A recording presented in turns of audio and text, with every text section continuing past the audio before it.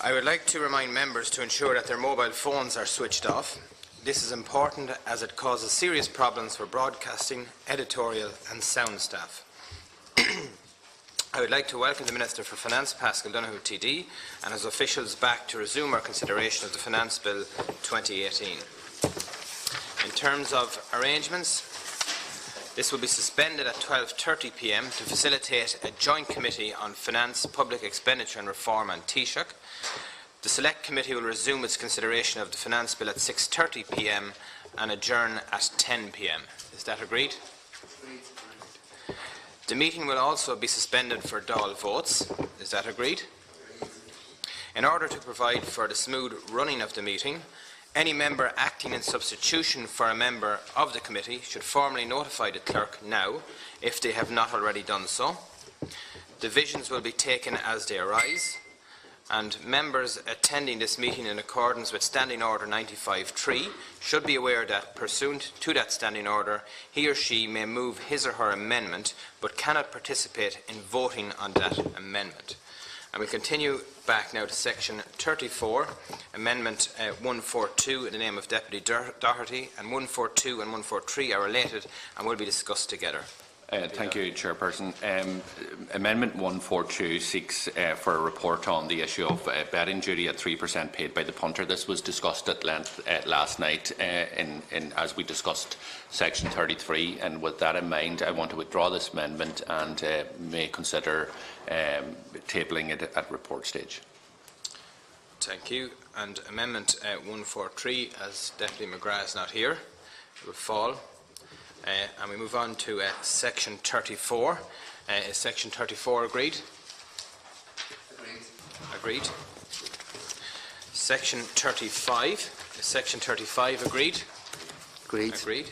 Section 36, amendment 144 in the name of Deputy McGrath, who is not here, which will fall. 144 to 147 inclusive are related and will be discussed together, and therefore 144, 5 and 6 cannot be moved as Deputy McGrath is not here.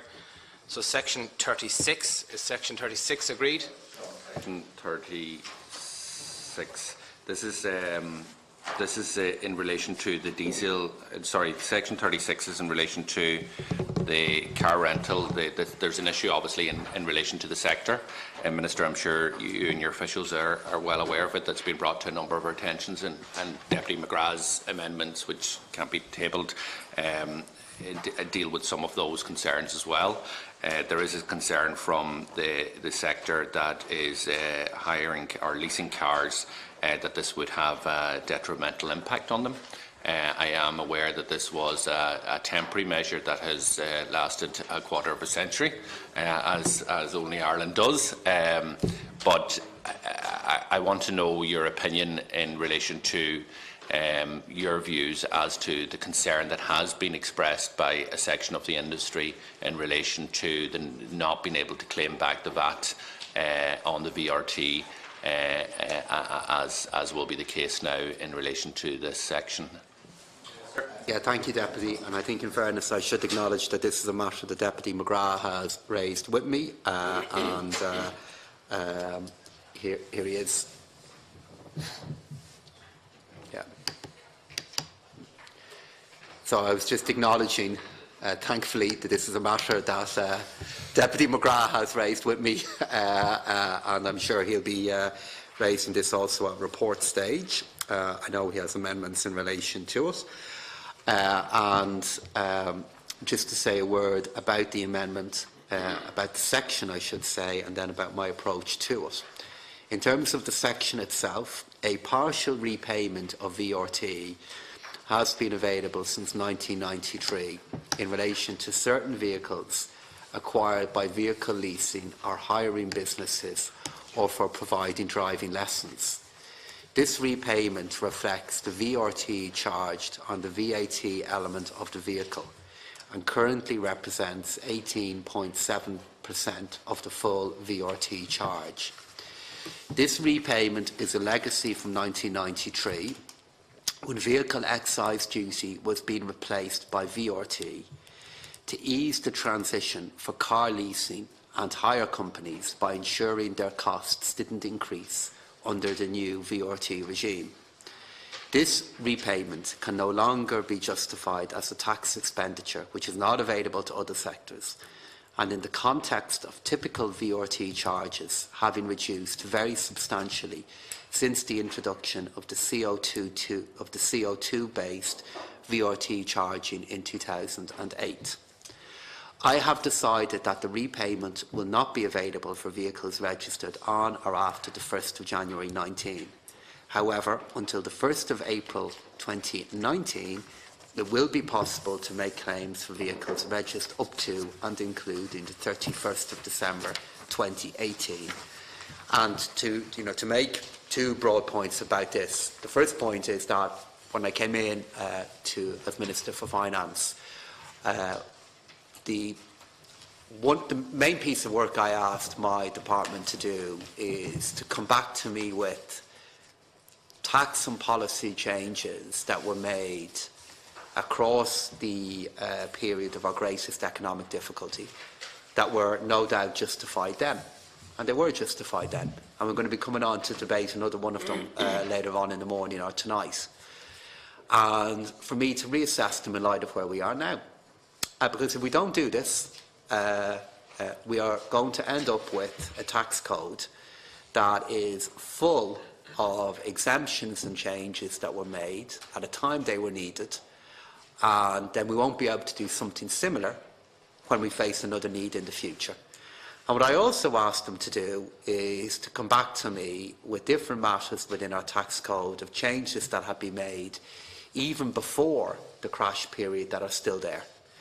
This is a transitionary agreement, or the transitionary policy that has now been in place since 1993. And if we don't become more focused on ensuring that changes that we made when they are needed are re-examined at a time in which the need is less, well, two things are going to happen. The first one is that our tax base will become narrower and narrower, and we'll only appreciate how narrow it becomes if we're in a time of need again. And the second thing is that, interests and groups come looking for changes. At times they are justified, but then we have to be willing then to hold the line and make the case that if that change was made at a time when it was needed, if it's no longer there, or the need is no longer there, or the time has passed, then let's undo it. And if we're not willing to do this change by change by change, then the role of my department, the role of the state overall, becomes progressively challenged. And I don't want to see that happen. So I'm going to go through all of these changes, examine whether they're needed, both big and small. This is one of the smaller ones, but I believe its time has passed, and I believe we should be willing to make the case in relation to it. Will it have an effect, Deputy? It probably will have an effect on some companies that are involved in this sector. That's the honest answer. It will have an effect of some kind. May have an effect in terms of the availability of cars, may have an effect in terms of the fleet they may have. My view is they should be able to manage this. It's been here for a long time, and we should be clear that if we put changes like this in place, that we're going to undo them when the time is right. And I think the time is right to do this. Deputy Doherty. So look, in most of what you've said, the vast majority, I completely agree. The idea of bringing in a tax relief at a certain point in time should always be automatically reviewed within a short period of time, and that's not 25 years. So I do welcome the fact that your approach to review these tax reliefs and to question whether they're still warranted now is the appropriate approach. Where my concern lies is that to the industry this was not flagged up. We discussed at length last night the issue of the betting duty, where it was clearly flagged that there was going to be some type of change here. There was tax strategy papers and so on, but also there was comments from yourself that the industry needed to pay more. This one here has kind of come sudden on the sector. It was temporary, but after 25 years of it being a part of your tax code, there's probably expectation that it's not going to change. I'm not arguing that it doesn't change, just to make that point. What I am questioning is whether the sections of the industries have involved themselves in a practice of leasing fleet with the belief that the relief would be there, so therefore they took a decision on the basis of the relief. And of course we can change at any time our rates or reliefs, introduce them or abolish them. I don't take that away from a minute, but I think there was a genuine expectation that it was there. I think there was a genuine practice employed as a result of it being there. I think that this is very sudden on the sector, and you did acknowledge that there will be an impact. I'm concerned that the impact is, again, will be more felt with the smaller operators in more of the rural areas, and that there is a question whether this should be implemented now, or should there be, you know, a year delay in relation to this to give the industry the clear signal that this is part of our finance code, but it will take place from the 1st of January 2020 as opposed to 2019, or, you know, maybe a commencement order or something of that nature. I think there is significant concerns that have been raised, and the last thing I would want to do is, while I do believe that, you know, these type of reliefs need to be definitely reviewed, reevaluated and ended where necessary, I think it's also important that we don't do anything that creates a sudden shock that doesn't allow the sector to rearrange its operations to make sure that it can continue to provide services for the tourism industry, which this primarily is, and can provide employment, particularly, as I said, in many of the more rural parts of our state. Deputy McGrath. Yeah, thanks, Chair. Just on this issue, Minister, I think it's important to put the position of the sector on the record as well, because there wasn't any consultation, to the best of my knowledge, between the department and the sector. And the concern that I would have is the impact it will have on tourism. We're already increasing the lower VAT rate, and this change in itself means the difference of €600 to €700 per vehicle, which is going to be passed on to the person renting a car in the car rental sector. The view is among the sector that this will impact the supply of cars to the car rental fleet, that it will impact car rental rates for tourists, as I said, and that it will potentially impact the regional spread of tourism. And the view is also that this refund scheme was never a cost to the Exchequer, but it was a VAT equalisation policy of the pre- and post-VRT era, that it was to maintain parity, that the full amount of the cost of a vehicle was VAT deductible and not a tax expenditure. And it's recognised the unique profile of short-term rental fleet movements and the industry requirement to rapidly increase the size of the rental fleet for the peak tourism season and deplete rapidly thereafter. So I want to ask you, is there an expected yield from this measure? And it's not something that was flagged on budget day or in any of the documentation on budget day. And is it something that you're willing to have another look at? Is it, you view this obviously as a temporary measure at the time, which 25 years later still happens to be there, and I don't have an issue with change, but it needs to be very carefully thought through, and the implications of any change needs to be considered. So if you could respond to those points. Minister. Thank you. Okay, thank you, Deputies. I think it is fair to acknowledge that this wasn't subject to consultation, so I will acknowledge that. What I also want to say, though, is that we have so many examples of things like this across our tax code that we have to recognise the right of the government of the day to make changes. And if we begin a period of consultation, if we're going to be guided by consultation on any difficult change we make, the bias will always be to not making the change.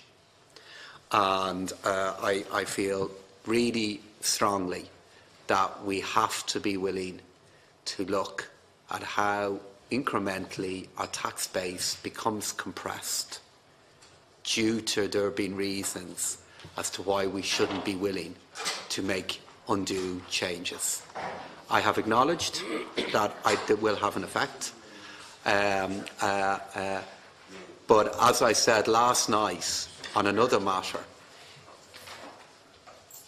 there are very few examples or opportunities available to me to make policy changes or to undo policy changes that don't have difficulty somewhere.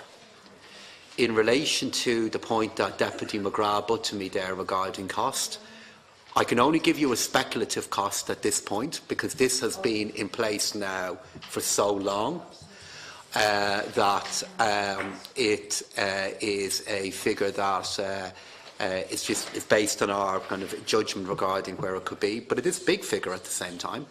We estimate the cost of this could be approximately €20 million. Now, we haven't included that in our budgetary arithmetic, because if I was to put that figure in front of you and in front of the Oireachtas, I think I would fairly be asked the question, given that it's 20 odd years since this has been in place, how can we ensure that this kind of a yield is going to come in? But it is a significant enough figure. And the broad point I would make, and we had this debate last night, for example, in relation to the best in charge piece, a point that was made to me is that, at a time of our greatest economic difficulty in 08 or 09, a change was made or proposed in relation to the betting levy that subsequently ended up not being implemented. If I was to take that approach in relation to the current proposal that we have in relation to the betting levy, it means there's €50 million I need to find somewhere else. Okay? Now, that argument doesn't apply here, because in fairness, I didn't include the €20 million in my budgetary yield figures. But it is a figure. It is a figure the taxpayer has to find, and it is a figure that has been embedded into our tax code now for a quarter of a century. Will it have an effect on fleets? Will it have an effect on choices that companies need to make in terms of the availability of vehicles and in terms of kind of vehicles? The answer is that it probably will. My view is that this is something that companies like this should be able to respond back to. I'm perfectly willing between now and report stage, if deputies want to flag to me any further difficulties that I might not be aware of or any points that you want to make, I'm happy to engage with the committee on that. But I'm really clear that this is a change that we should be willing to make. Deputy Burton.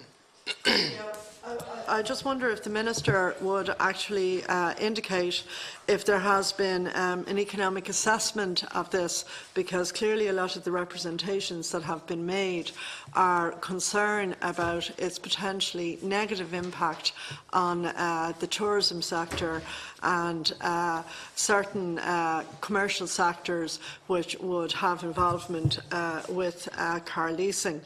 And when you think in terms of the huge amount of advertising that has gone into the notion of fly drive holidays in Ireland, all over the country, but particularly in the west of Ireland in the context of the development of the Wild Atlantic Way and how significant tourism is. Also, as well, under previous arrangements, until this arrangement was brought in, I think it may have been by Rory Quinn way back, in fact, there were periods of time when, in fact, because of the way those arrangements worked, in fact, it was almost impossible to hire cars, very difficult to do it, and the prices soared.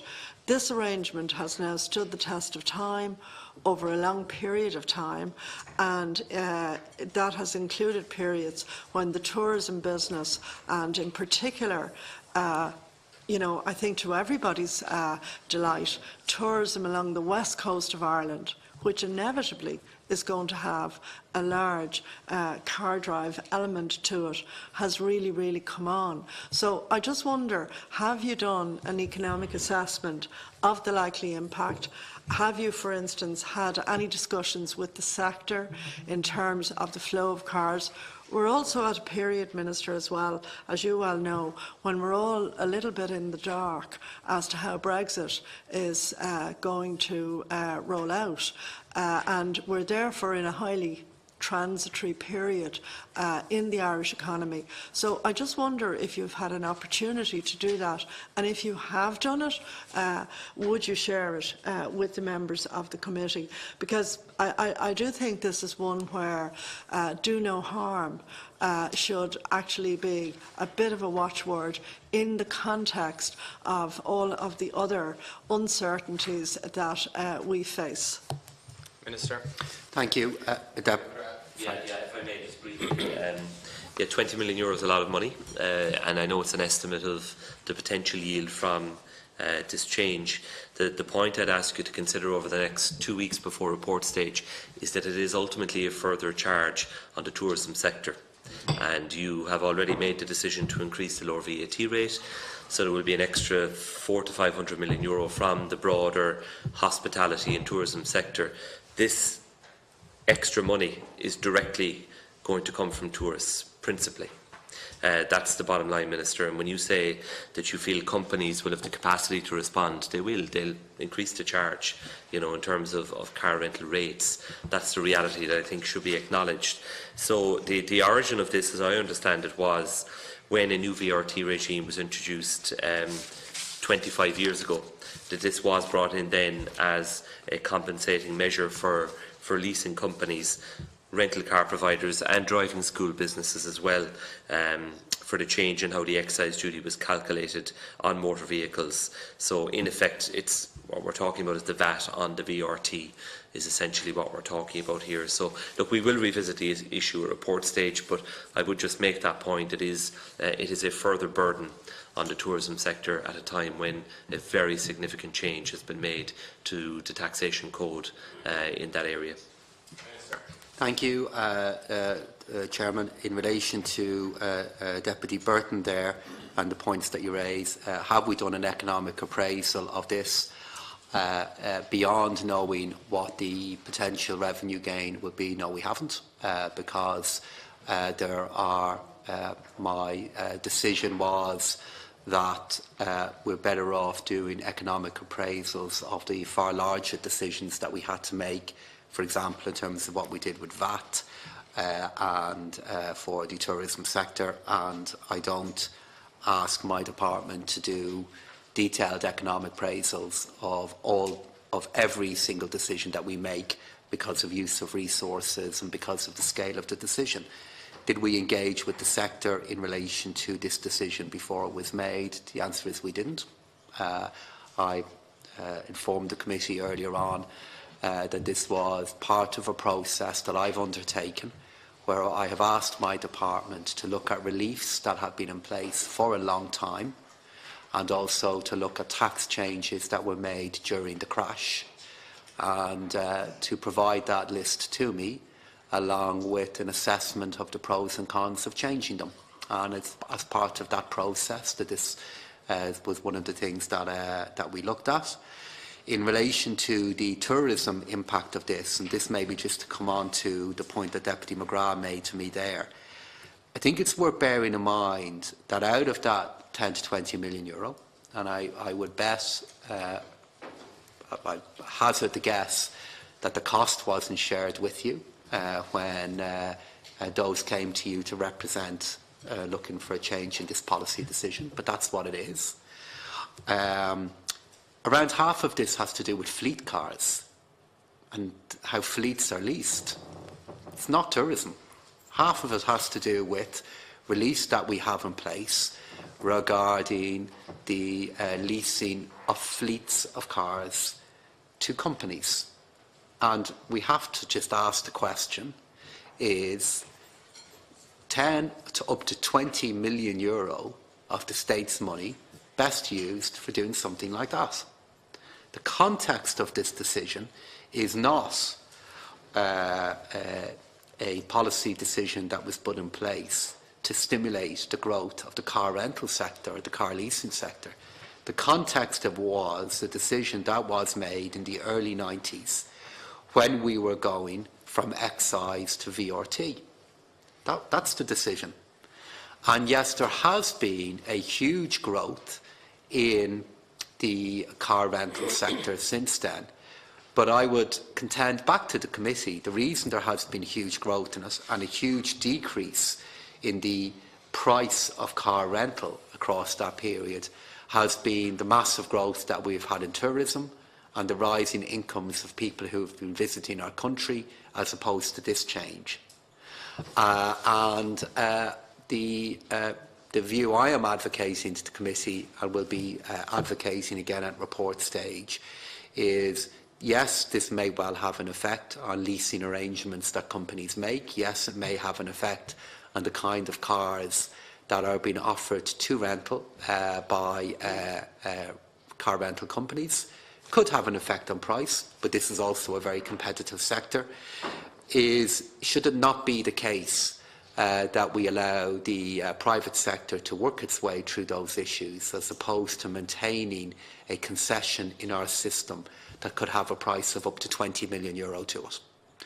And as I said, across the next fortnight, before we go to report stage, I'm happy to engage with members on this matter, but the cost of this could be as high as €20 million.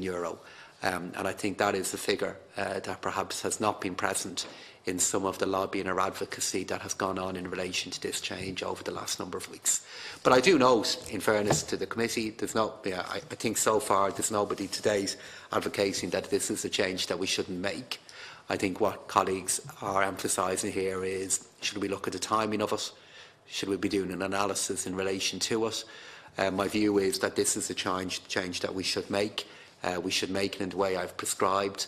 But as I said, if colleagues want to make me aware of any more significant issues beyond that which I'm aware of, I'm happy to engage with people on that. Thank you. This section.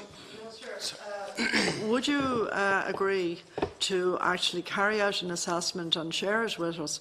I'm conscious, from my own experience of the tourism industry, it's extremely price sensitive, and we have a number of sensitivities that are particularly acute at the moment. One is in relation to the likely impact of Brexit. The immediate significance of that likely impact of Brexit, as you well know, is in relation to currency fluctuations. And we are talking about the Wild Atlantic Way, which has been very significantly successful in ensuring that while there's a vast amount of tourism in Dublin, that a very significant amount of tourism goes outside of Dublin, and hopefully high-value tourism. I mean, a lot of our tourism plans are posited around that, and it's particularly significant for the counties from, Donegal down to Kerry and beyond. And these are areas where there have not been large numbers of jobs coming. So, with the change in the VAT, which may well be absorbed and will have to be absorbed by a lot of the industry, you're talking potentially about two big changes. I agree with you that fleets are also an issue in this, but the primary immediate knock-on effect is the tourism fly-drive type of business, which Cork, Shannon, Knock Airport, and indeed the smaller areas, Kerry Airport, the airport in Donegal, are all tied into. And I would really like to see some level of assessment as to how this would be phased in a way that would not be negatively disruptive. For instance, we have a big development in the Midlands at the moment, in Longford, in relation to centre parks that won't come on for some time. But given the way they're going about their marketing, that is obviously intended for people who will largely drive a car, but in fact, if they get their their custom that they anticipate. It may include, for instance, elements of people hiring a car. In that particular case, when you get there, you're not supposed to use a car, but you have to get there in the first place. So I really would suggest that you have a look at this, have an analysis done, and share the analysis with us. Minister. So if I look at the figures that I understand have been put forward by the sector in relation to the on-cost this could pose to them, my understanding is the figure that they have suggested, that it could be between €600 and €700 per vehicle. So if you look at that, what that means from a tourism point of view, let's say all of that €600 or €700, all of it, was to be passed on to the tourist. Most car rental agreements for tourists tend to be over a number of days, could be over a week, could be a bit longer than a week. What that might mean is we are looking, if a company makes the full choice to pass all of this on to a tourist, of an additional cost of €1.50 to €2 per day. Now, the question I just have to put to the committee is it good use of the state's resources to be, for many, unknowingly investing €20 million per year in maintaining a discount like this? My view is the answer to that question is no. That we should be willing, area by area, to find examples of things like this that we are willing to change. 3, 4, 5 changes like this in every budget is €50 to €100 million extra of base broadening in a way that is sustainable for our country. I think that's what we should be doing. Am I willing to do a further economic appraisal of it beyond what we have done?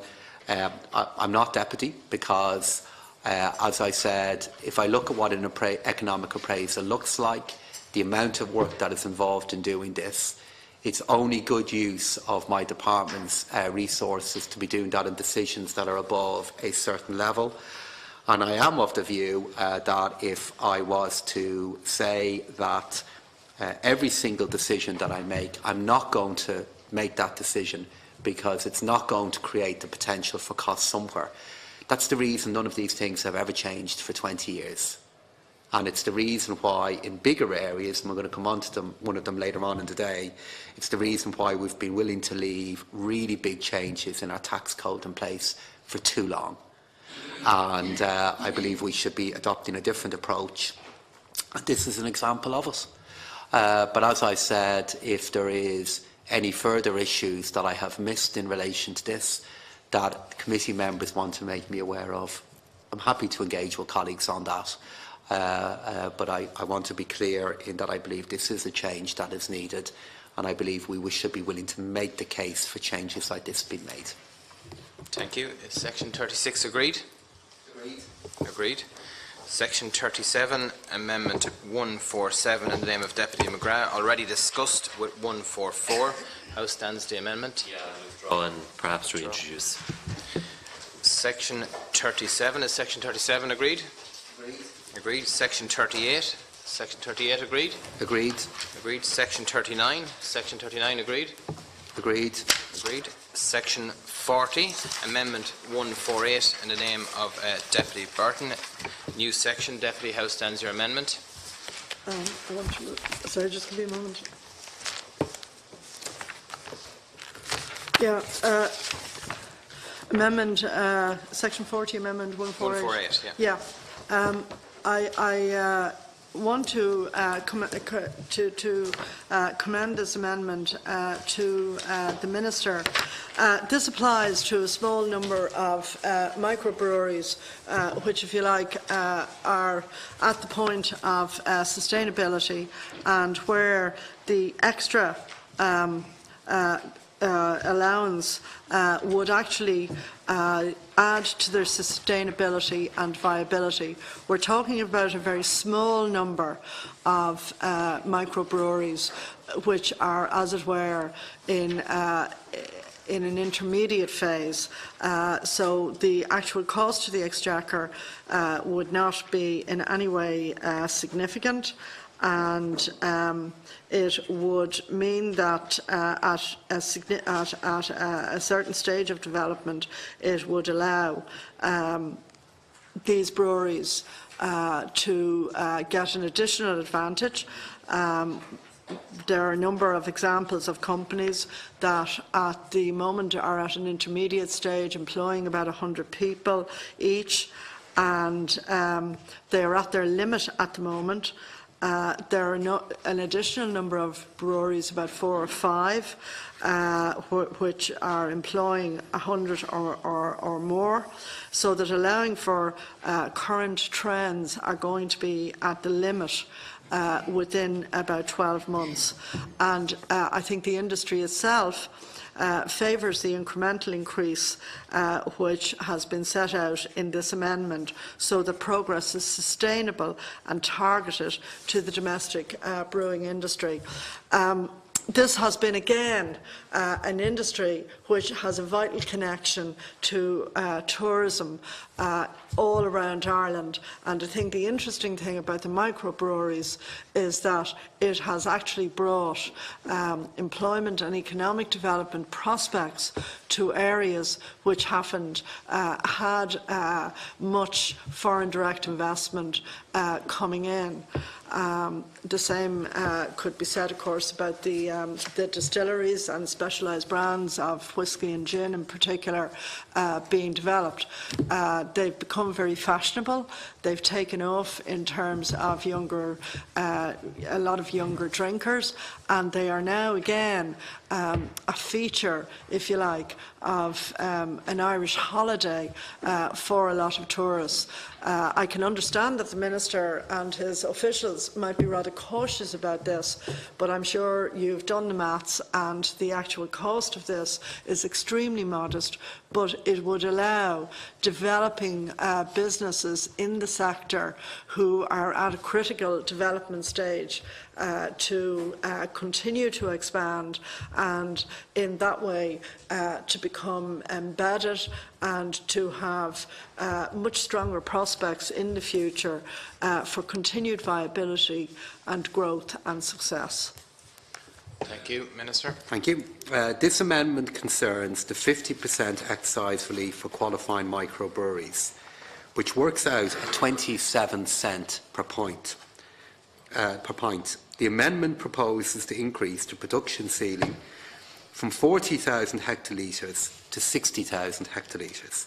The current production cycle is 40,000 hectolitres and the claim ceiling is 30,000 hectolitres.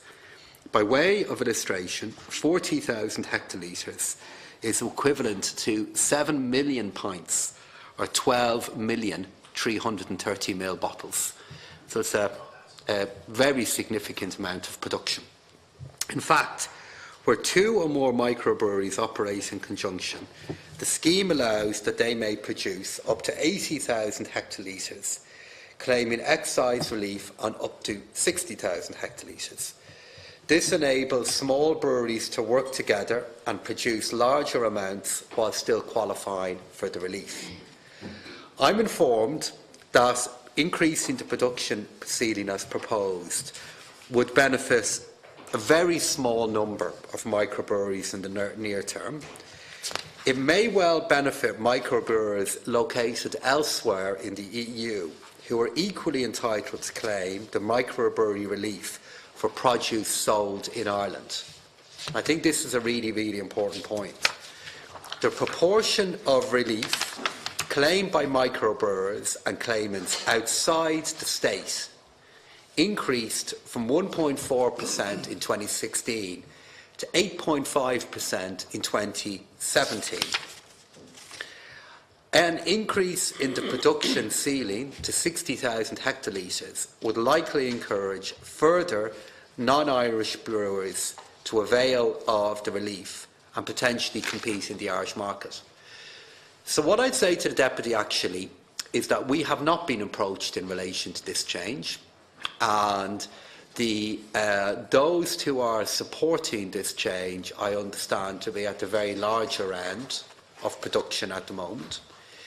If we bring in this change, it does mean that microbreweries who are located elsewhere in the EU will benefit from this, as long as their produce is sold here in Ireland.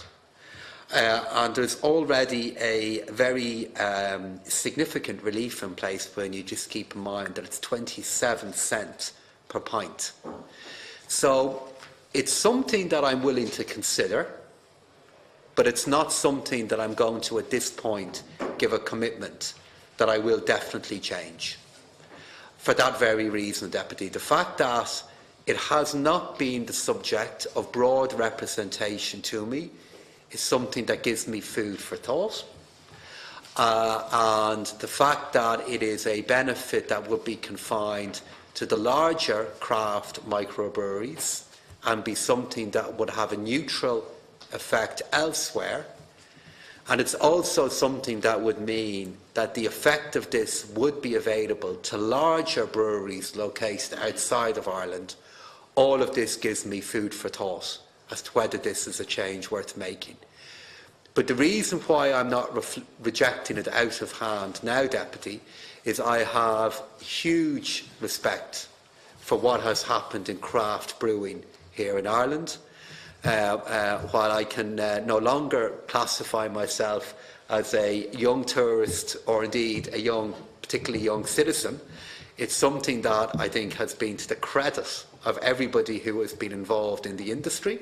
And I know whether you're a tourist or just somebody who is simply here at home, I know it's something that has brought a lot of enjoyment to people who experience the products that are being brewed here. And I think represents a really important area of innovation in Irish food and drink. And that's the spirit in which I see it. But as always, Deputy, when I have issues like this being brought to me, the fact that my department was not approached on this in the run-up to the budget, the fact that this is something that's concentrated for particularly large companies, all of this is something that does give me food for thought. So what I would indicate at this stage to the committee, that I'd indicate that this is a matter that I would look at report stage, but at this point in time all I'm saying is that it's something that I would look at, because I'd want to consider quite carefully who would be the beneficiaries of it. Thank you. Well, I want to thank the Minister for his reply. I think, as with our previous discussion, there is a problem for business in Ireland, and that is when you have a sector like the microbrewery or indeed the microdistillery, and if you think, say, of the work that somebody like Pearse Lyons, who sadly died this year, was doing 10, 15 years ago when he was coming back to Ireland in the context of getting people to think both about brewing and distilling, and how, when you look back at all of the developments that have taken place, and in particular in the context of, again, areas which have not enjoyed the kind of foreign direct investment, say, that the big city areas have enjoyed in Ireland. This really is an area where there can be a huge amount of, if you like, organic economic development that can have a significant bonus and dividend in terms of jobs in an area that otherwise, to be honest, has been left behind. So again, going back, because Deputy Burke is in the chair, going back to the Longford example, I would certainly be delighted to see if in the Midlands, again, on a local level, I mean, we had something like this over about an 80-year period, obviously on the Scottish Islands, in relation to how the whisky industry developed, you know, particularly in the context of 100 years ago in the First World War.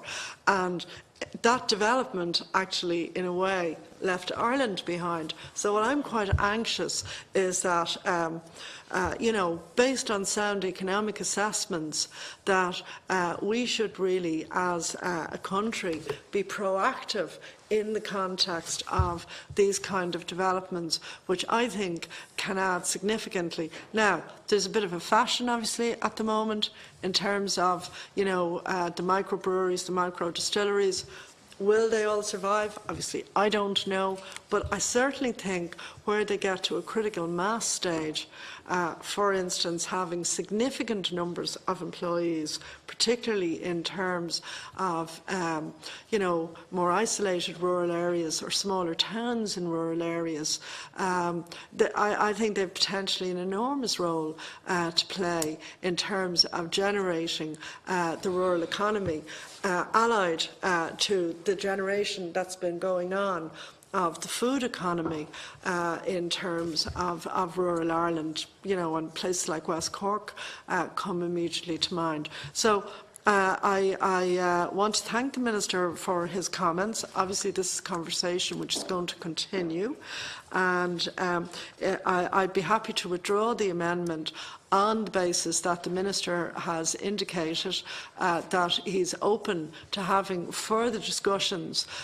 both with the committee but particularly with the people in the industry, so that we maximise the employment content from this. Can I also say as well, in terms of the Institutes of Technology and the development of technological universities, again, people involved in this will know there's been very, very strong links into colleges and universities in Ireland of the development of these industries using modern scientific knowledge and qualifications of students studying in this area. And again, it's giving employment opportunities that if you went back 12 years ago, a lot of the people qualifying in those areas ended up going abroad to get experience, whereas now they have opportunities at home. It's also something which I think has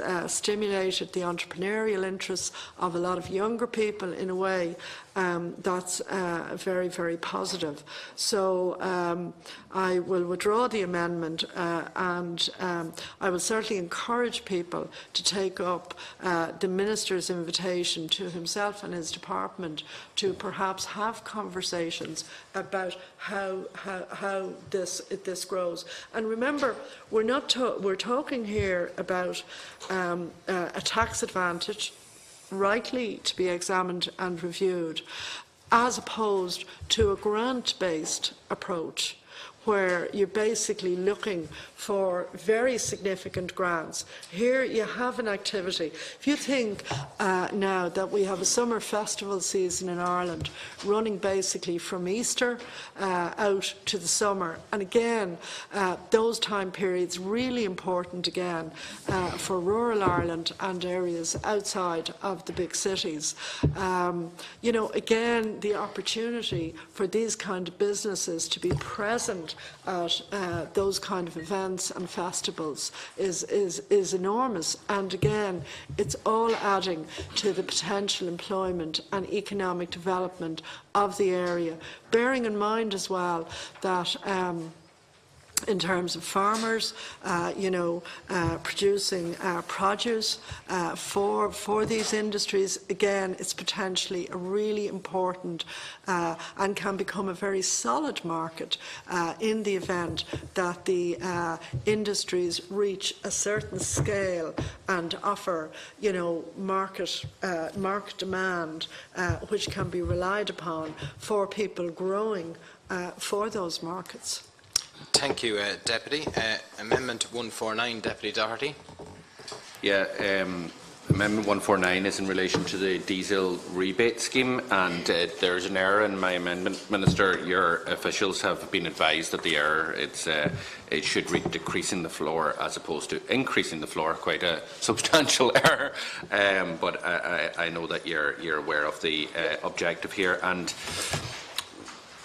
obviously, there was quite an expectation that there may be moves in terms of of diesel and petrol being brought into line in this budget, which we haven't seen. But there is also concern in relation to the operation of the diesel rebate scheme, and particularly in the context of Brexit, longer journeys, all of that, still a lot of uncertainty, and hopefully we will get a deal that will mitigate much of these concerns. However, the diesel rebate scheme, the industry has been arguing to this committee, or maybe the budgetary committee I were to had, so I'm not sure which one, but has to Oireachtas committees in relation to have the scheme amended. They argued that the floor, which is currently at €1 pre-VAT, is reduced to 85 cents, and would also argue that the rate would be increased from 7.5 to 15%. I don't agree with them in relation to that. I don't think that the rate should be at that level. However, I do think that there is merit in considering the issue of the floor, decreasing the floor from €1 to 85 cents. I know the cost that we costed this through the Department of Finance, that this would cost €5 million, and which is a significant cost, but not huge in the context of the budget. And the question is this an industry that needs support? Is this an industry that is facing serious challenges, particularly given Brexit? And is the rebate scheme, when we look at international comparisons, is it supportive of an industry comparable to other areas? Is there still diesel tourism, fuel tourism taking place? And I think the answers to some of those questions are yes. That there are serious challenges, there are concerns. And then there's another issue that we have to weigh up, and this is the environmental issue, because we know in terms of diesel that we need to move people away to more energy efficient fuels, and is that possible at this point in time in relation to the haulage sector? My information that has been provided to me is that that's not the case, that other types of fuel will increase the weight load and the payload, and therefore will require that they carry less load in their trucks, which means that they will have to do numerous journeys. So instead of actually taking, one trip from Donegal to Dublin, they would have to do the two, because they can't carry as much bulk as a result of having to move to others. So we haven't really caught up with a real alternative here at this point in time. And obviously we have the moves which have been very positive in terms of the Euro 6 engines and so on, which are a lot cleaner than what we would have had in terms of the old engines that were there. So I think there is genuine reason why we should consider this. I think that the Minister should be open to looking at the floor. If you look at the last number of years, because of the price of diesel, there wasn't really a benefit to the industry. Presently, I think the benefit would be about 1.8, maybe 1.9 cent. But because of the price of diesel previously, there was a very negligible benefit, and in some years there was no benefit whatsoever. So I think the best way of doing this would be not actually increasing the rate, but actually looking at the floor, which would allow more people to avail of it, but at the same rates. But it would be at a cost to the Exchequer. I put this forward as a Brexit mitigation proposal, regardless of whether it's a hard border, soft border and all the rest, whatever you wanted, the best case scenario, there's going to be an impact here for the haulage industry. I think that's without question, and is this one way that we can support them? It's not a huge amount of money, but I'm not belittling the amount of money either, and I think it would be a positive signal in relation to this. So what this is looking for, I would have rather that this was in the budget. We argued that in our alternative budget would take place, but what I'm looking for is maybe an indication from the Minister that this is something that you would look at in the context of where we're about to go into in terms of Brexit and the challenges that industry is going to face. Deputy, the diesel rebate scheme was introduced by my predecessor in 2013 in recognition of the prevailing high price of fuel at that time and its adverse effect on the transport sector. The diesel rebate scheme offers a partial excise refund to qualifying hauliers and bus operators based on the retail price of diesel. The repayment amount is calculated based on the average price at which auto diesel is available for purchase during the repayment period. Relief can be claimed when the retail price reaches €1.23 including VAT, up to a maximum rate of 7.5 cents when the price reaches €1.54. Despite recent increases in international fuel prices, with a cap of €1.54, the scheme continues to compensate hauliers for such increases. I believe the current scheme offers sufficient protection against rising costs and the effect on competitiveness, and as such I don't intend to conduct a review of the scheme with a view to amending the floor price.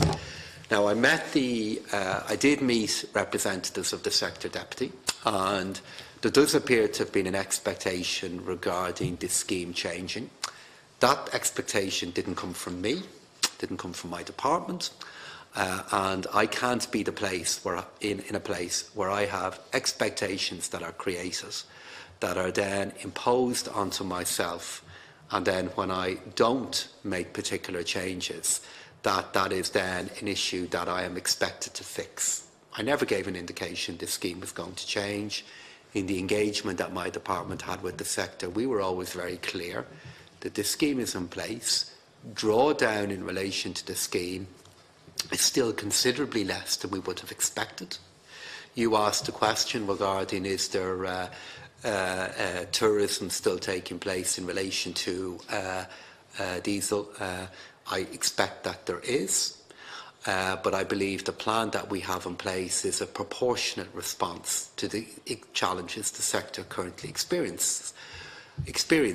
What I did agree when I met representatives of the sector is that I'm happy to have a look at the review of this scheme in the context of next year's finance bill and next year's budget. Happy to have a look at where we stand then and engage with them on it. And I think that's the appropriate way we should look at this scheme. The drawdown is less than we expected. It is a scheme, the pricing and the capping of it is still within the realm of what I believe to be working for the industry.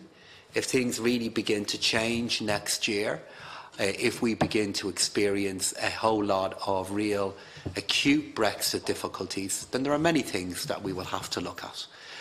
But what I have said in meeting the sector is that we will, as with any other scheme that we have in place, review it in the context of next year's budget, and in the process of reviewing it, Deputy, meet representatives from the sector and engage with them on it.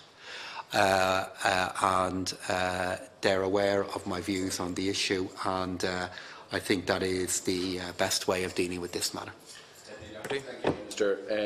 Look, I welcome the fact that you're open to reviewing this. As I said, and you know, there are a lot of things that we may have to do in Brexit depending on the outcome of any deal, but as I made the point, I don't think that any deal, regardless how well we expect it, unless there's a complete reversal on the decision that the British people took 2 years ago, that isn't going to have an impact on the haulage sector. There's no way in my wildest dreams to think that there's not going to be some impact. The question is how significant it's going to be or not. The issue here, and I don't want to rehearse some of this here, look, there's an issue in terms of, you mentioned the issue in terms of drawdown. First of all, there was no benefit to this scheme for hauliers for a number of years. There was, when this scheme was introduced, there was a benefit there for about 2 years. And then because of the price of diesel and because of the floor that is set, which is €1 pre-VAT or 123, with VAT, diesel prices dipped below that. So for 2 years there was no cost to the Exchequer in relation to this, and now it has only started in recent times to be of a benefit. And the current benefit is about, as I said, about 1.8, I think, and I'm subject to correction. Maybe it's in that region, 1.7, 1.8, 1.9 cent. In terms of the rebate. The reality is, even with that, hauliers who are travelling internationally are filling up internationally. I'm talking to hauliers I know people, I know family members in the industry and so on and so forth, and they're just telling me that's what's happening. If you look at the rebate schemes that's available in other jurisdictions, they are like hugely and more generous than what we are arguing for. I'm not arguing for, like, the industry wants two things. They want the floor decreased to 85 and they want the rate going up to 15. That would cost €22 million. I'm suggesting actually we do just one of them, and that is to reduce the floor, which would be about a quarter, less than a quarter of what the industry wants. But I think it's the best way to capture more people. And what it does is it gives a benefit. It gives a small bit of benefit, which will hopefully offset some of that fuel tourism in the first place. But you know, there is an issue there, and I want to make that point again in terms of the equalisation between diesel and petrol. And I agree with you. Whatever expectations are out there, unless you have created them, and I've never heard, you know, an expectation created in this. The only expectation I understood in relation to this is that it would be there to offset an equalisation measure. So, where's your head at in relation to the issue in terms of equalisation and diesel? Because that is an issue of concern and would require mitigating factors to the industry. Deputy McGrath. Yes, briefly, Chair. Just on the haulage sector, Minister, it's very evident from anyone who engages with people in this sector that there has been quite a significant shift in operations being moved abroad and based abroad. That's very evident from people that you would interact with and you would know. So I know the diesel rebate scheme for the haulage sector is, I think it's about 5 years old at this stage. You might just confirm, if you haven't already, whether or not you intend to do a review on the issues that Deputy Doherty has raised. Minister. Thank you. So, in relation to the different points that have been put to me there, to Deputy McGrath first, what I said I would do earlier on is we will have a look at the operation of this scheme in the context of next year's finance bill, and as part of that we'll engage obviously with the sector in relation to us. But I'm only making that commitment in the context of the normal reviews that we would do of key schemes in advance of the budget. This change and this scheme was put in place in recognition of the challenges the sector faces, and I am being careful at the moment, Chairman. I have many different needs that are being advanced to me under the heading of Brexit and under the heading of precautionary measures to be taken in advance of Brexit. And I'm being careful about what we do, because all of this has consequences elsewhere. And what I do agree with Deputy Doherty on is there is no scenario likely beyond the British people making the decision to reverse Brexit that gets us to a place in which trade and contact with the UK will be exactly identical to what it is today. And that's for the simple reason that they're going to be becoming a third country. That's the choice they have made. And we will work very hard to mitigate the effects of that, work very hard to hoping we get through the current phase, which I believe we will, to play our part in seeing an agreement is reached between the UK and the EU and the UK that respects the importance of trade between both. But there is going to be change, and as part of that it will have consequences for different parts of the sector, for different parts of our economy. So yes, Deputy, we will have a look at this in advance of next year's finance bill. We'll engage with the sector as part of that. To Deputy Doherty, yeah, it is fair to say that the price of diesel, I'm informed, went as high as $1.50 in the early years of the scheme. In subsequent years it has dipped, and that of course has affected the drawdown. But as we see changes in the price of diesel now, that should affect the incentives that are available to the sector. I'd expect to see more drawdown on the scheme than we've had recently. In relation to your other question in relation to equalisation, I decided not to do it in this year's budget, and the reason why, for many different reasons.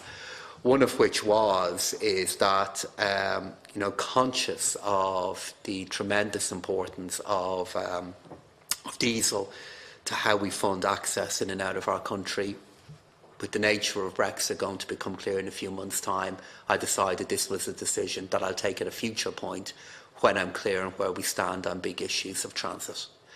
And I think, to be honest, if I had been sitting in front of the committee and I had made a decision in relation to equalisation, or I had made a decision in relation to carbon taxation, then I think it would be fair to ask, why am I changing this scheme? But I did not make the changes in carbon taxation or diesel equalisation, so I think it's a fair enough position to advocate that we leave this scheme unchanged. Thank you. I actually welcome the fact that you didn't make the changes, but I think you tried very hard on the latter one, in fairness to you, in terms of the carbon tax. I think the rug was pulled from under you on that one, not by your own doing, but by your partners in government. So I just think I think that just needs to be put on the record. Whatever about the equalisation and all the rest in the context of Brexit, I take it face value on that. What are you accusing us of? Oh, sorry, I said partners in government. Oh, yeah. In fairness, the other partners in government. The real partners, yeah. If the deputy is going to put that on the record, I'd have to say there are many different roads, and there will be many different interpretations of who pulled what. So I leave it at that. But look, I welcome the fact that there's a review, and I think we do need to look at this in a very genuine, serious way, and taking on board the fuel tourism issue. While there will be an uptake in drawdowns because of the price of diesel, that is very clear. We will not be seeing the level that it should be, because the practice is when you go abroad, you fill up before you come back. That's what the hauliers are doing, because it's beneficial to them. Okay, that's Amendment 149. Are you pressing that amendment? No, I would draw that out. So the section 40 then stand part of the bill. Agreed. That section 41 stand part of the bill. Not agreed. Minister, do you want to? This section amends the Value Added Tax Consolidation Act of 2010 in relation to rates of VAT. Firstly, it provides that from the 1st of January 2019, as announced in the budget, the second reduced VAT rate of 9% will increase to 13.5% on goods and services, predominantly in the tourism sector, with the exception of newspapers, periodicals and the provision of facilities for taking place in sporting activities, which will remain liable at the 9% rate. The 13.5% VAT rate will apply to supplies of catering and restaurant services, tourist accommodation, hotel and other holiday accommodation. It will also apply to admissions to cinemas, theatres, museums, musical performances, historic houses, open farms, fairground and amusement park services and hairdressing services. The supply of live horses not normally intended for use in the preparation of foodstuffs or in agricultural production, greyhounds, the hire of horses and the supply of certain printed material will be liable to VAT at 13.5%. Secondly, it amends Section 3 to insert a new definition of electronically supplied publications, which are e-newspapers, e-periodicals and e-books. It provides that the 9% VAT rate will apply to such electronically supplied publications from the 1st of January 2019. These publications are currently liable to VAT at the standard rate of 23%. Thank you, Chairman. I oppose this section because while I do believe, and I've argued that the VAT rate should be restored on the hotel sector, and there's clear evidence for that, but yet let me point out there is, while there is clear evidence to support that, there is differences in regions. We don't have the same type of occupancy and rates that are being charged in some of our more urban areas as we do in regions, and I think we need to come up with innovative ways to support the sector there. However, even your department's report showed that this wasn't being passed on, and we have some of the highest occupancy rates in Europe. We have some of the revenue per available room metric in Irish hotels are show that they're among the busiest and most lucrative in Europe, notwithstanding what I said earlier in terms of the regional disparities. The concern I have, and my objection to this section, is the increase at this point of the VAT rate to the other sector, the other part of the tourism sector. I think it is not warranted at this point in time.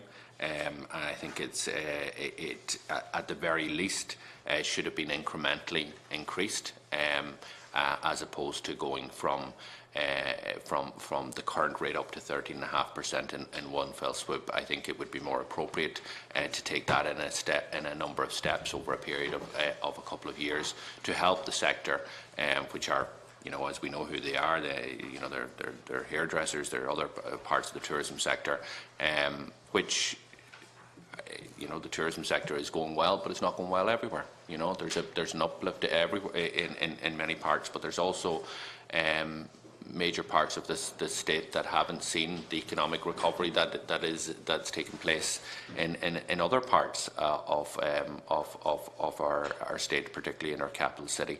So that's why I oppose this section, and obviously opposing this section, I want to make it clear that, as we have advocated, and I think that it was remiss of you, to not introduce the issue of, or to get rid of the relief on the hotel sector at an earlier stage, in my view. That being said, I do acknowledge that you have moved there, you've done that, I want to welcome that. However, I think it should have been done splitting hotel beds from the rest of the sector and looking at restoring that in an incremental way. Minister? I mean, my argument can be summed up by, if not now, when. We have an economy that is, yes, we do have parts of our country that are not doing as well as others, which I fully acknowledge. But we have an economy overall that is seeing very strong income growth, very strong employment growth. And the reality, Deputy, as I look into beyond this point, is if we had made the choice to split the two of them, and we made the choice not to do the one on tourism, and not to do the one on restaurants, excuse me, despite what you have said, my view is that it would never then happen. My view is if you had separated the two of them, and you had made a move on hotels, but not on other sectors, you would be breaking a link that has always been there. You may feel differently in relation to it, and you clearly do. But again, I go back to a thread I've had in many of the different changes that we have argued. If a change is made that benefits many, many different sectors, and we say that change is going to be temporary, if the change goes in one way, affecting all, then the logic I am now establishing is that it has to go in the other way, affecting all as well. And if we end up to be in a place where we are happy to make changes that benefit all, but when we undo them, we're willing to allow the costs to be distributed in a different way, then the changes will never happen. And yes, I acknowledge that for those who are working in food, who are working in restaurants, for some who are working in tourism, that this will have could have a different effect outside of our larger cities than inside them. I am aware of that. It is because all of these arguments were put in the past in relation to this relief that it didn't change in the past, and it's because all of those arguments are continually put in relation to different parts of our tax code that we weren't willing to make changes in relation to reliefs at a time when changes should have been made. So it is for that reason that I believe the appropriate way to do is to undo this change in the way the change was made in the first place. And as I have said, my view is that if we didn't do this now, in a few years' time, we'd still be here with different VAT rates in place in different sectors and with the same issue existing. I just want to make one short point in relation to that. When this was introduced, you needed to have when the tourism sector was on its knees or needed a really lift, you needed to do something that had an impact, and that's why from a reduction of 13.5% to 9% had that impact. It has worked, it has been successful, and it was a good initiative, and fair play for introducing it at the time, notwithstanding how it was funded. But when you reverse it, you have the other impact on the way back up. Yeah, what was that? You nearly said something good about a policy decision there, Deputy. I did. I said fair play No, it for was the introducing it. notwithstanding how it was funded. Yeah, well, that's fair enough. I think you need to you should just take when it's given to you, Minister. The issue is, when you reverse it, the impact is the same. And the question is can the industry then, is it robust enough to withstand that impact? And of course the hotel sector, in where many of the beds are located, have that because of all the metrics we've talked about. The issue with the other sector is there's parts of that that are not able to withstand that, or that will have a detrimental impact on them. You asked the question, you said to sum it up, let me sum up the answer to you. If not now, when? What you could do is, in this finance bill, you could raise the other section to 11% in this finance bill, taking effect from the 1st of January 2019, and you could, in this finance bill, increase it to 13.5% the subsequent year.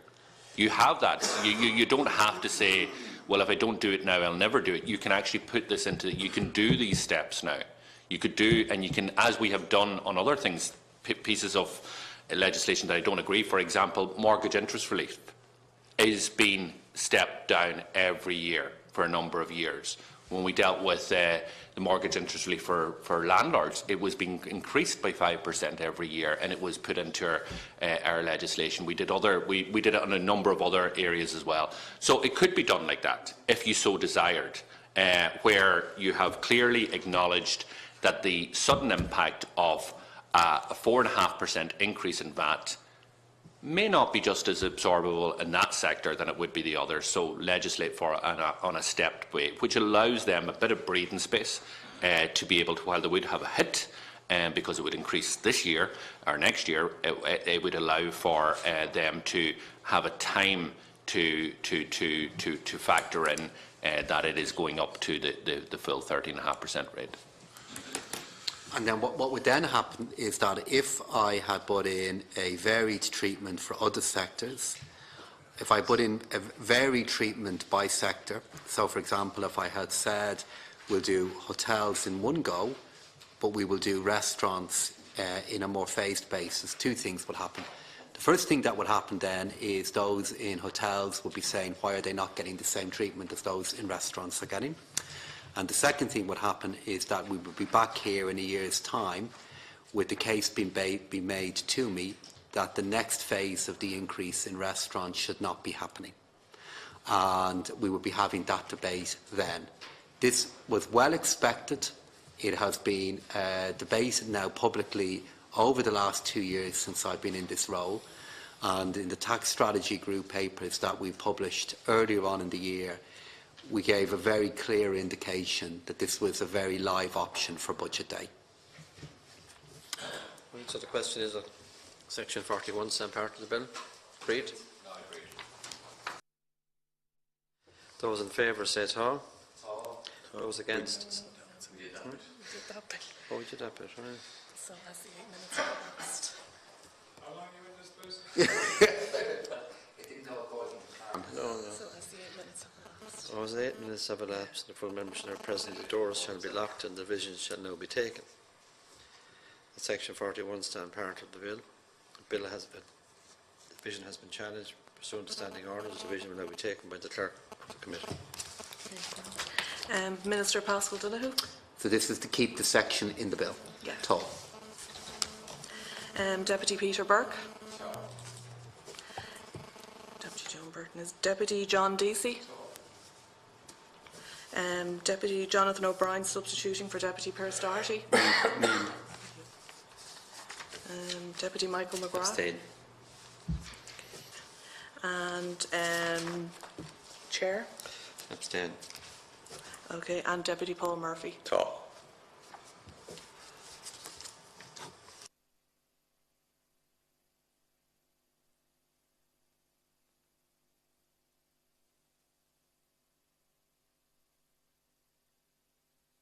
4, Neil 1. Question is carried. So we're on to section 42. That's section 42, stand part of the bill. Agreed. Section 43, stand part of the bill. Section 44, Amendment 150 in the name of Deputy Doherty. Deputy O'Brien to take the move and withdraw. Okay. Amendment 151 in the name of Deputy Doherty. Move and withdraw. Move and withdraw.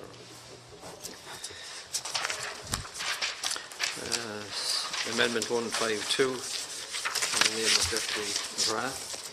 Yeah, thanks very much, Chair. This is the old nugget I raised last year as well, Minister.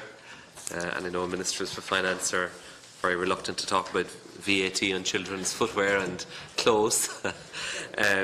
But in essence, what I'm looking for is an update, if there is one, as to whether or not the Revenue Commissioners have had any engagement with trade associations. So in summary, the position is that we cannot change the relevant age, and the relevant age is that the zero rating applies to children under the age of 11. But the question is, what is the relative size? And according to the Revenue and the Department, the practical application of the measure is that zero rating applies to children's clothing of sizes up to and including a 32-inch chest, 26-inch waist, or 152 centimetres in height, and children's footwear up to and including a size 5.5 or 38. So we had a good discussion on this last year. I think it was primarily with Minister of State Deasy. And what I was looking for was for the Revenue to engage with the trade associations again to undertake some consultation as to whether or not the relative sizes that are in place now or that are used by Revenue as being appropriate for children under the age of 11, whether or not they still are applicable or should be reviewed. So that was the thrust of the conversation last year, and hopefully there'll be an update. Deputy. As the Deputy has said, the issue was discussed in the debates around last year's finance bill and relates to the application of the VAT zero rating that applies to children's clothing and footwear. Under Article 110 of the VAT Directive, Member States may retain the zero rates in goods and services which were in place on and from the 1st of January 1991, but cannot extend the zero rate to new goods and services after that date. As the Deputy is aware, the zero rate of VAT applies to clothing and shoes for children, and this is possible under EU VAT law because the zero rate applied to these goods on and from the 1st of January 1991. It's not possible under EU VAT law to extend the application of the zero rate by raising the age limit of children to whom the zero rate could apply in respect of articles of clothing and footwear. Since the mid-1980s, Irish VAT law has defined children's clothing and footwear as that not exceeding the size appropriate to children of average build and foot size of 10 years of age. This includes clothing described, labelled, marked or marketed as being for children under 11 years of age. The practical application of the measure to date is that zero rating applies to children's clothing of sizes up to and including a 32-inch chest, 26-inch waist and 152 centimetres in height, and children's footwear up to including size 5.5. These sizes were determined in 1984 after consultation with clothing and footwear trade interests at both manufacturing and distribution level, and at the time were considered to be generous. A further review of the average size of footwear for children was carried out in 1997, but there was insufficient evidence at that time that would warrant a change in the 5.5 limit. Following last year's debate, the Revenue Commissioner have recently completed a review of the average shoe and clothing sizes for 10-year-olds. This review produced no evidence to support a change in the existing guidelines. Revenue approached a number of experts, including in the ESRI, as well as academics in the fields of nutrition and children's health. But they advised Revenue that there was no data that would enable them to complete the study that Revenue was seeking. Revenue then reviewed information publicly available from a number of businesses, including the largest retailers in Ireland, on clothing sizes for 10-year-old children. All of these measurements, with one exception, indicated that the current clothing sizes for chest and waist were below the current published Revenue guidelines. I'd also add that the Revenue have not received any submissions or contacts from businesses or representative bodies in this regard following discussions last year when I invited them to do so. So on the basis of this, I have no basis on which to alter the guidelines, but I do remain prepared to do so if there's data available to support the change.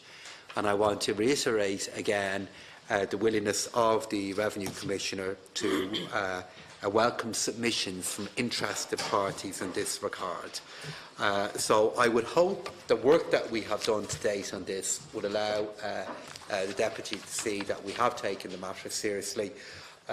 We have no evidence to support the change, and for that reason I'm not in a position to accept the amendment. Yeah, Minister, thank you for the reply. And just to be clear, I'm not advocating on behalf of any sector or trade interests. It's on behalf of consumers. So I welcome the fact that Revenue has undertaken some work in this area.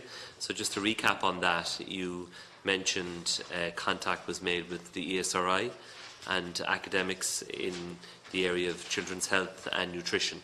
And I think you went on to say that contact was made then with businesses in the clothing area, so in the trade, is that right? And with one exception, they didn't indicate that the measures used are inappropriate, is that correct? Yes, the first part of your statement is correct.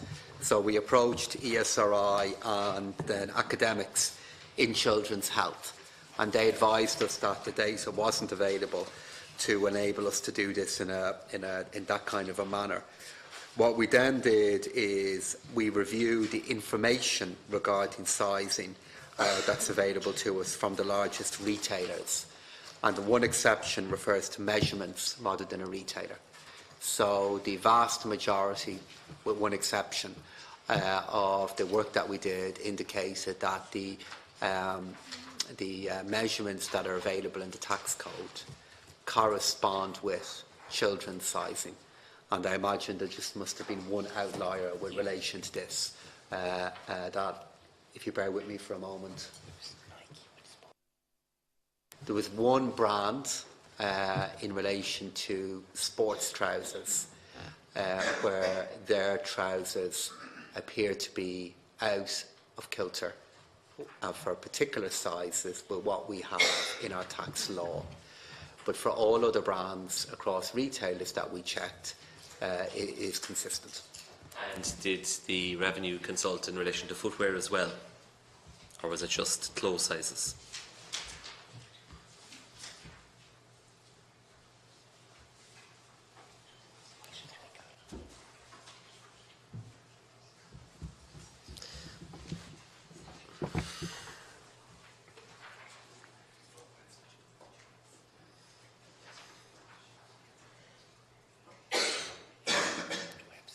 So what we did, Deputy, is we looked at publicly available information in relation to sizing for shoes. So the process that we did in relation to clothing, we did for shoes as well. And all of this, Minister, is based on an average child. So if you have a child that is not in the average, and if they're age 10 going on 11 and require size 6 footwear, trainers, football boots, whatever, then you pay the full VAT, even though they're under the age for which such products should be 0 rated. But because they're not average, then the 23% applies. See, the issue here is that the retailers in pricing these products they have a completely separate price range. So if you take footwear, you have one price range up to size 5.5, and then above that you have an entirely different price range. And the difference is not just the VAT. That's the problem. But they are marketed as a completely separate stream of product and at an entirely different price. So what might be €40 for size 5, 5.5 could be €70 or €80 for a size 6, 7, 8, 9. And that's the reality that parents and families are facing in relation to this issue. So that's why I think it's an issue that needs to be examined. I think what you're saying essentially is we're in a straitjacket because of EU VAT law, that the age cannot change, because that is the age that was set when the directive came into being, and that the only flexibility is in relation to what are the average sizes for children in that age bracket. So we have very limited flexibility, it would appear, and I acknowledge that some work has been done, but there's no change going to come out of it from what you're saying. Yeah, that's correct, Deputy. I mean, as somebody who is a regular purchaser of football boots in particular, I am well aware of what happens once you go beyond a certain point. You're 100% correct, where the prices can go up from 30 or 40 euro to a multiple of that. The larger driver of that, as you've just said, tends to be the price at which the manufacturer is looking to retail the product, than what's happening with the taxation on it. So I take your point, but from our point of view, we don't have flexibility in relation to the age. The only flexibility we have is in relation to the sizing. You are correct. We have based this on average sizing, which from our point of view is really the only way in which we can make a decision like this, because we have to have a reasonable kind of average of which we can anchor our decisions. But what we have done, Deputy, is we have used websites, publicly available information to go through the sizing that we know to be available to Irish consumers, and we think where we are is in a reasonable place. I withdraw. I may resubmit. Okay. Amendment 153, Deputy McGrath. That was well, this one isn't Deputy McGrath. Yeah. So discuss 151. You withdrew it. Yeah. Can I discuss 153? 153. Yeah, you withdrew your one. We're on to 153 now. Yeah. So this is in relation to the issue of the application of VAT to food supplements, Minister, and it's an issue that I think pretty much every deputy, and certainly every deputy on this committee, will have been contacted about in recent weeks. And so I engaged with some people in my own area on this issue, and their view is that since 2012, when the Revenue decided that it was no longer acceptable for all food supplements to continue to be supplied at the zero rate applicable to foods, in their view, this would be somebody in the sector, we've had 6 years of highly disruptive and costly VAT disputes in the sector, whereby some products remained VAT-free and moves were made to apply the 23% VAT to other products. However, the system has lacked clarity and is now laden with disputes between companies and Revenue and has become dysfunctional. So that's just, in summary, the view of one person who I would know in this area. So I acknowledge this is an area of great change. Change has been quite rapid in recent years. The whole area of food supplements and nutrition is one that's evolving, I think, quite quickly. And obviously the application of our tax code to it is something that needs to be carefully considered. So perhaps if you have a note on it, you might put that on the record and we can take it from there. Thank you, Deputy. Currently, the standard rate of VAT applies to food supplements. However, there is a revenue concession which allows the zero rate to be applied to certain types of food supplements, such as vitamins, minerals and fish oils. The practice of zero rating vitamins, minerals and fish oil supplements has been applied since the introduction of VAT on the 1st of November 1972, when the marketplace for food supplements was small. However, this concession is proving to be extremely problematic. Elements of the food supplement industry have made a sustained challenge to the application of the standard rate of VAT to certain food supplements. There are concerns that while elements of the industry apply the correct rates, others have a competitive advantage by applying the zero rate to products that are properly liable at the 23% rate. The crux of the argument is generally that the products concerned are similar and compete with other products that are zero rated. There has been protracted correspondence on the issues raised, which has raised concerns regarding possible non-compliance in the sector.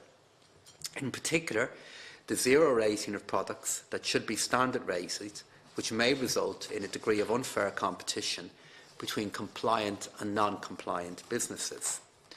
Revenue's position is that food supplements are not food and as such are not entitled under VAT law to the zero rate of VAT. Therefore, the standard rate of VAT applies. The concession that is outlined in revenue guidance is no longer tenable. After consultations between Revenue, the Department of Health and my department concerning policy options that might be considered in the context of Finance Bill 2018, reservations were expressed by the Department of Health as to the implications a change may have on the promotion of food supplements in certain circumstances. For these reasons, I decided not to make any changes in this year's budget and finance bill. I am advised that Revenue will now consider how to proceed based on existing legislation, including whether any change to their guidance is necessary. Thank you, Minister. So just to clarify, the guidance that is currently in place continues to apply in the absence of a change in the Finance Bill. So the Finance Bill is making no change in this area. You referenced the concession that is currently in place in relation to vitamins, minerals and fish oils, but you did also say that that was no longer tenable, but you said there is no change in the Finance Bill and the Revenue will consider what changes may be needed. So just to be clear on what the position is now through 2019, is it that the concession continues to apply? You've said food supplements are not food, and so generally speaking are not zero rated. So can you just provide clarity on what is the situation for 2019?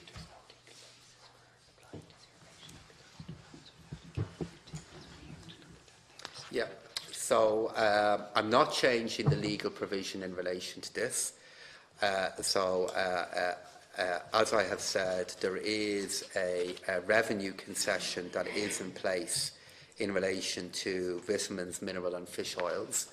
But this has been extremely difficult for the reasons that I've outlined, and it is the view of the Revenue Commissioner that the concession that has been available is no longer tenable, and they will have to make decisions now in relation to how they interpret that legislation.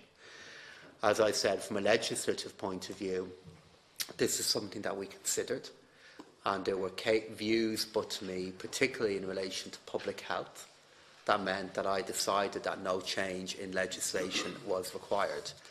However, given that this is an important area and there are public health considerations to it, at the end of the day, the Revenue Commissioner make decisions independently to me regarding how legislation is interpreted, and I have to respect that. But there are some policy considerations at stake here that I think do merit a bit of consideration. And what I will do is that if the Deputy withdraws the amendment, I'll give a commitment that I will deal with this matter in the context of a specific paper of the tax strategy group that we will have done across the summer period. Yeah, just once more, if I may, Chair. So the default position, as I understand it, is that food supplements are standard rated for VAT purposes. That's the default position. The concession that applies to vitamins, minerals, fish oils, that still stands, even though it has no legal basis. That's a revenue interpretation as such. Is that right? So that still stands. What you're saying is that the issue will be examined in the context of the tax strategy group. That's something I welcome. But can we equally have a commitment that there won't be any change in revenue practice equally that there won't be any change in revenue practice or interpretation until this issue is further examined in the tax strategy groups? I can't give that commitment because the Revenue Commissioner will have to make a decision themselves in relation to the availability of this concession and how it is implemented, and they're considering that. As I have said in my reply to you earlier on, the view of the Revenue Commission is that the concession that's outlined at the moment in relation to vitamins, mineral and fish oils, that's no longer tenable. And they will have to make a decision now across the coming period in relation to that. What I will do, but it will be independent of decisions that they make in relation to interpretation, is I will put in place a process that will conclude in the TSG papers that will look at some of the policy choices that could be available here. And in the meantime, the present practice just continues, is that? I mean, like, how does it work in practice? So you have a health store with a wide range of products, supplements. They might be generally branded. Like, how does it work in practice? The decision as to whether VAT is applied or not, is it ultimately a matter for the retailer to decide whether the concession applies, or is it a matter for revenue? How does it work in practice? Like, from the correspondence I have received, and I've got a lot of it, it seems to me that the area is riven with disputes, and it just seems very unclear as to what the position is. And I would have a concern that some retailers are building up potential liabilities for not correctly charging VAT as well. Yeah, and what is happening at the moment is that at least some retailers are making a decision in relation to what they believe the VAT rate should be in relation to us, in relation to the sale of certain supplements, and that is mainly within the area of vitamins, minerals and fish oils. It's not clear. The revenue guidance to date has been that there is a concession in place, but due to the implementation of it and other issues, they are now going to have to review the guidance that is in place. And I know the Revenue Commissioner is aware of the issues that are being raised. The challenge that we now have is we find ourselves receiving representation from manufacturers and retailers, some of who feel they are correctly implementing the law, and we have to ensure that we have a level playing field. So the Revenue Commissioner, I want to be crystal clear on this, because and I know you're not challenging this, Deputy, but this is one of the spaces in which I have to support the work the Revenue Commissioner will do. They will issue guidance in this area. It will be guidance based on their interpretation of the law, which will have my full support. But what I will do, which will run parallel to this, but it is their right to issue guidance before potentially this work concludes, and if they do it, I will be supporting them, is I will put in place a paper that will look at some of the broader policy issues, and if the Revenue advise me that there are issues that I need to clarify to help with the implementation of law, I will be guided by the Revenue Commissioner on this. Above all, what I want to see happen is I want to see a level playing field in relation to any retail product, and I want to see clarity regarding how the law is being implemented. And there's a growing body of evidence being presented to me that that is not the case in this sector. I was concerned that if I made a legislative change at this point, it could compound difficulties that are there. So what we will do is the Revenue Commissioner will decide how this needs to be implemented. They will issue further guidance in this area, which I will fully support. And as they are looking at this, I will review what our policy in this area is and if we need to make changes in next year's finance bill. But everybody needs to know where they stand, manufacturer, retailer and consumer. And when that clarity is there, everybody needs to implement the same law. And in the same way, that isn't happening at the moment, and we do need to address it. So, stand the amendment? I'll withdraw it for now. The Section 44 stand part of the bill. Agreed? Agreed. The Section 45 stand part of the bill. Agreed. Section 46, stand part of the bill. Agreed. Section 47. Section 47, stand part of the bill. Agreed. Section 48, Amendment 154 in the name of Deputy Doherty. Thanks, Chair. And I will be moving and withdrawing it, but I would like to just have a brief conversation with the Minister in relation to it. Minister, you're aware of the pre-budget submission by IFAC and the new tool that they put into the document, which in essence is a heat map, and it shows that the area at risk of overheating over the next number of years is the non-housing construction sector as opposed to the housing construction sector.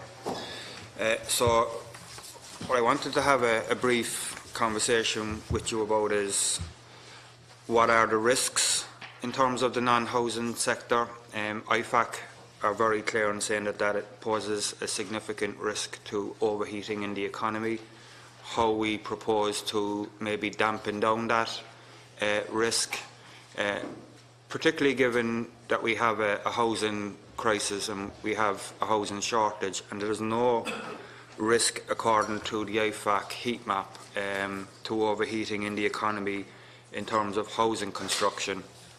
And what Deputy Doherty is looking for is a report within 6 months of passing the Finance Act on the impact of increasing the non-residential stamp duty by 1% and how that would or could dampen down the non-residential sector.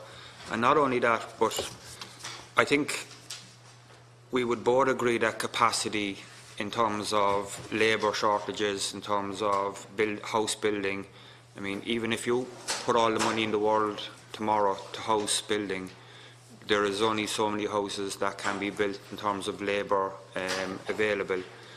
So would this not be a way of redirecting some of the labour from the non-housing construction, which is going ahead, to actually housing construction?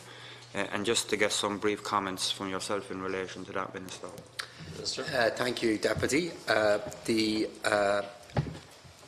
So broadly, the risk that you've identified is the reason why I increased stamp duty on commercial property last year from 2% to 6%.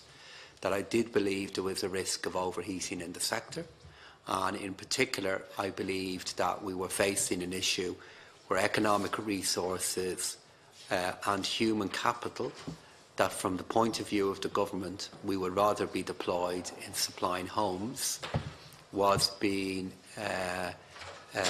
absorbed into the delivery of commercial property. We reviewed where we were with rates of commercial property, and we went from 9% to 6% to 2%. And I decided, in the context of the risk that was there, that it was appropriate to go back up to 6%, which is where we used to be.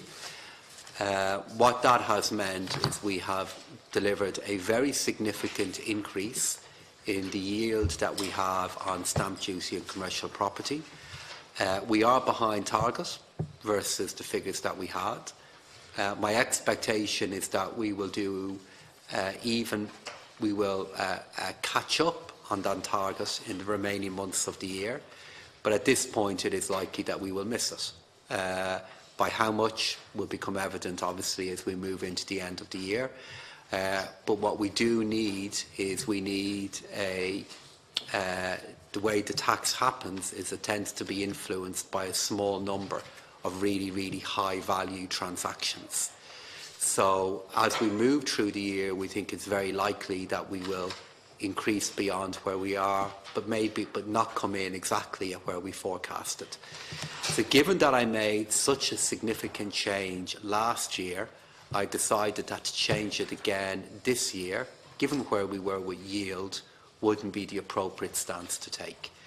So it is a sector in which we've already made a very large change in recognition of the risk that you and IFAC have identified, and given the tripling of it last year, I decided that a further change this year wouldn't be appropriate. But in terms of You know, what would be the, you know, is this something that we're going to keep under review? The answer to that question is yes, we will. In terms of last year's increase, do we have any data on how that actually has impacted on the potential overheating in the economy from this sector? I mean, obviously, as you said, Minister, we tripled it last year, but IFAC in August of this year is still looking at 2019, 2020 and 2021 as actually that sector overheating even more and more in the coming years, despite the tripling of the rate last year. Has there been any analysis done on the impact that increase last year is likely to have over the coming years? Because of the fact that the transaction time in relation to commercial properties and all of the work that has to be done in relation to it is quite long, because these projects tend to be so big. From my point of view, I think it's still too early to be able to evaluate what effect this measure has had, apart from the additional yield that it has brought in. I would expect by the time we get to next summer, we'll be in a position to assess, has it had the kind of effect on yields and on commercial duty pricing that we want to see it had. And I think at that point it will be the appropriate time to make a call then on whether this level of stamp duty should be reviewed further. Of course, also by that point we should be clear of where we are from a Brexit direction point of view. That in turn will feed into decisions that I'll be able to make. So in summary, by the time we get into the middle of next year, we will be in a position to assess whether this has had the desired effect on yields and on levels and on price levels, and then it remains open to me in budget in Finance Bill 2019 to decide whether I want to change it again. And it may not be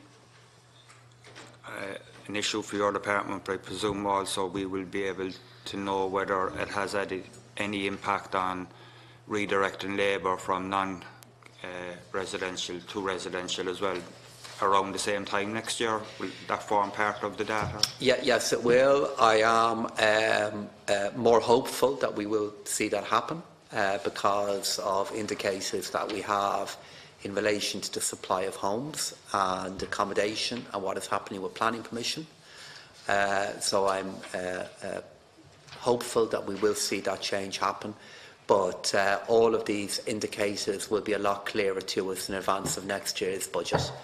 And the judgment call that I made was to make a further change so soon after tripling this rate might actually be counterproductive.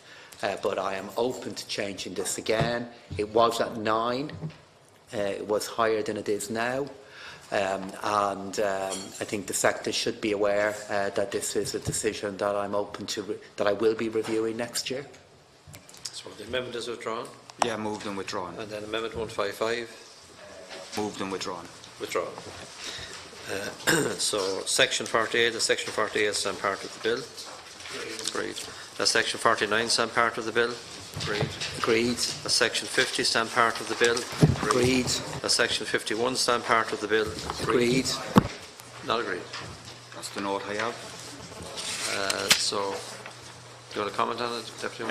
No, it's just that the note I have is that we're opposing this section, that there was no need for any changes in the thresholds, and for that reason we are opposing it. That's Section 51 that you're talking about? Yeah, that's the note I have. Okay. So this relates to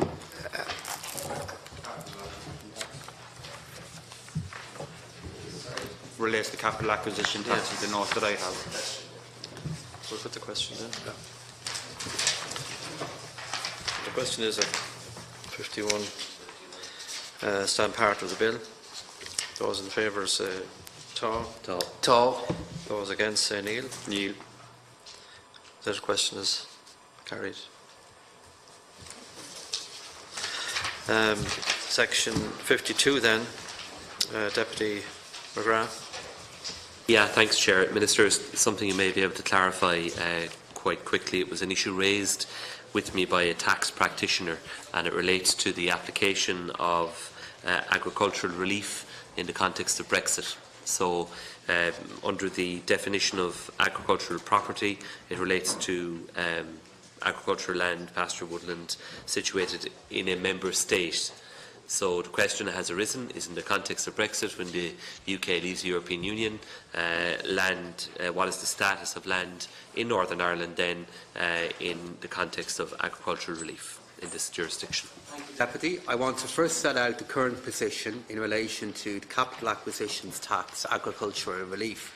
The purpose of agricultural relief is to encourage the productive use of agricultural land and to prevent the sale or break-up of farms to pay a CAT liability.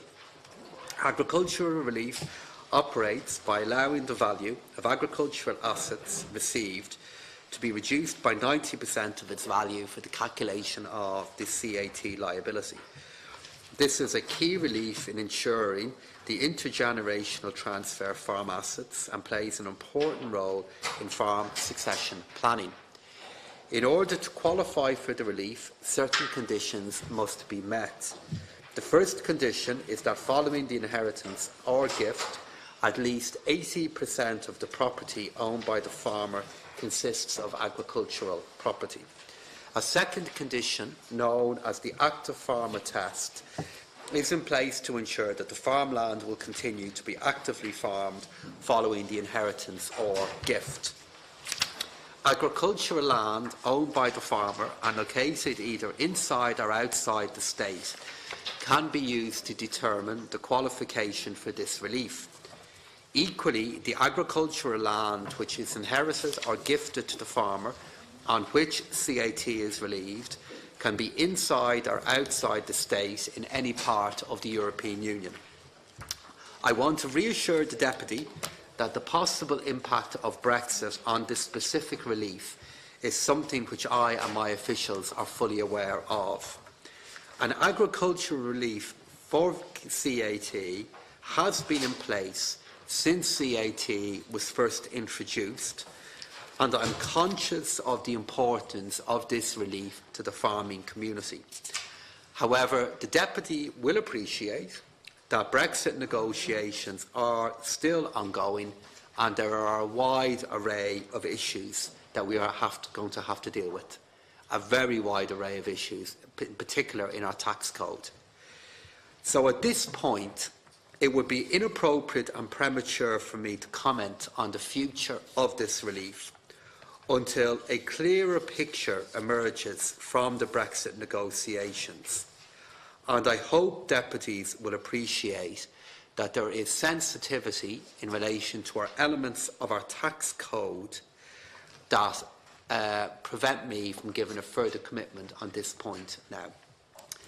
However, I want to just emphasise the importance that we have in relation to obviously seeing a successful outcome from the negotiations that are now centring on Brexit. And I want to reiterate that given the implications of this particular relief, it is something that I am very much aware of. It does pend the outcome, though, of Brexit negotiations that will take some time to complete. And before I comment on this relief any further, there are a broader set of principles we're going to need to get agreement to. And I just want to reiterate to Deputy McGrath that I am aware of the importance of this particular relief and that I think the safest thing to do would be allow us to continue with work that we have in relation to Brexit, in relation to the outcome for Brexit. Much of the work that are going to need to take place in relation to this yet, Deputy, is still some way down the road. We have a whole set of other issues that we're trying to get resolved. And I think the wisest thing for us to do will be to look at this relief at a later point in the context of a whole set of other decisions, rather than me committing to a relief, to a report on this now, that's only going to have me restating what I have just said to you. So for this reason, I'd ask if you consider withdrawing this amendment in light of the fact that I recognise the importance of this issue, but there are many other issues that we need to get resolved first. John? Yeah, thanks, Minister. And I understand the predicament that you're in, that this is one of a great many issues that are in the mix in the Brexit negotiations. But is it not the case that, at its simplest level, this will require a change in our legislation, because the agricultural relief currently relates to agricultural property, and that is defined as being property within a member state. So if the UK is gone by the end of March 2019, then it will no longer be a member state. So is it not the case that a change in our legislation will be required?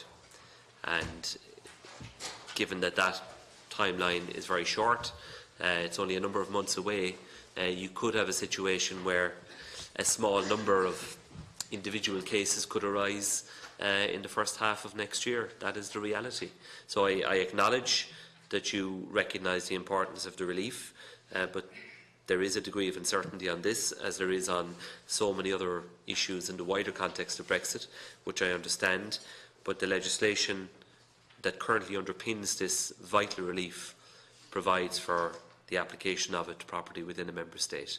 The UK will not be a member state as things stand in a short number of months, and so this relief will not have a legal basis for land that is outside of the European Union. That is correct, because the UK will no longer be a member of the European Union. Therefore, that means that we will have to change our primary legislation. But before I get to the point of being able to make that change, there are other issues in relation to our tax code that will need to get settled. And we need to do that work first. So that's why that is the issue that we have to deal with, Deputy. Are you giving a commitment that this issue will be dealt with? That we won't have a situation where a farmer's land that traverses across the border, some of it in the Republic, some of it in the north, will have to be split in the context of the application of this relief. I mean, that's not going to be allowed to happen, I assume. I can't give a commitment yet to what we will be able to do on the matter, because there are a number of issues that we will have to resolve when the direction of Brexit becomes clear. So all I can do is reiterate at this point, Deputy, my understanding that this is an important matter, that I will do my best to try and resolve this in an orderly and fair way. But before we can get to that point, we do have to conclude some other issues. John? Deputy McGrath? I want to ask the Minister in relation, to the March 31st deadline and so on. Do you anticipate, or have you prepared transitional rollover legislation to cover the kind of interim period when there may be a transition of, I know we all hope as long as possible, but clearly a lot of agreements between Ireland and the United Kingdom will be fundamentally changed when the United Kingdom formally, fully, exits, as they've suggested they will do. Do you anticipate that emergency legislation will be required here to cover a transitional period, and are you and your officials preparing that? And it wouldn't be just in relation to agriculture. I anticipate it will be in relation to a very wide variety of areas. So if the UK leaves in line with a transitionary period in place, legislation will be needed.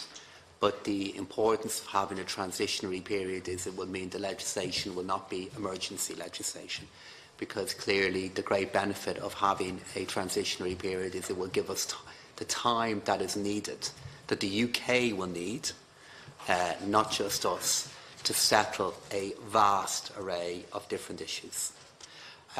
in the event of them leaving without a transitionary period, yes, we are looking at options in relation to that, Deputy, but there would be an immense number of issues that we would face were that to occur. I understand that, but given the context that we are, in discussion in the committee, would it be helpful to have a more detailed discussion on this? Because, for instance, people like hauliers, a lot of people who are hauliers on the island of Ireland, who are transiting, obviously, to and from via the UK. And have there been discussions about what they'll be required to do? Because for definite, there will be changes in legal and potentially taxation status.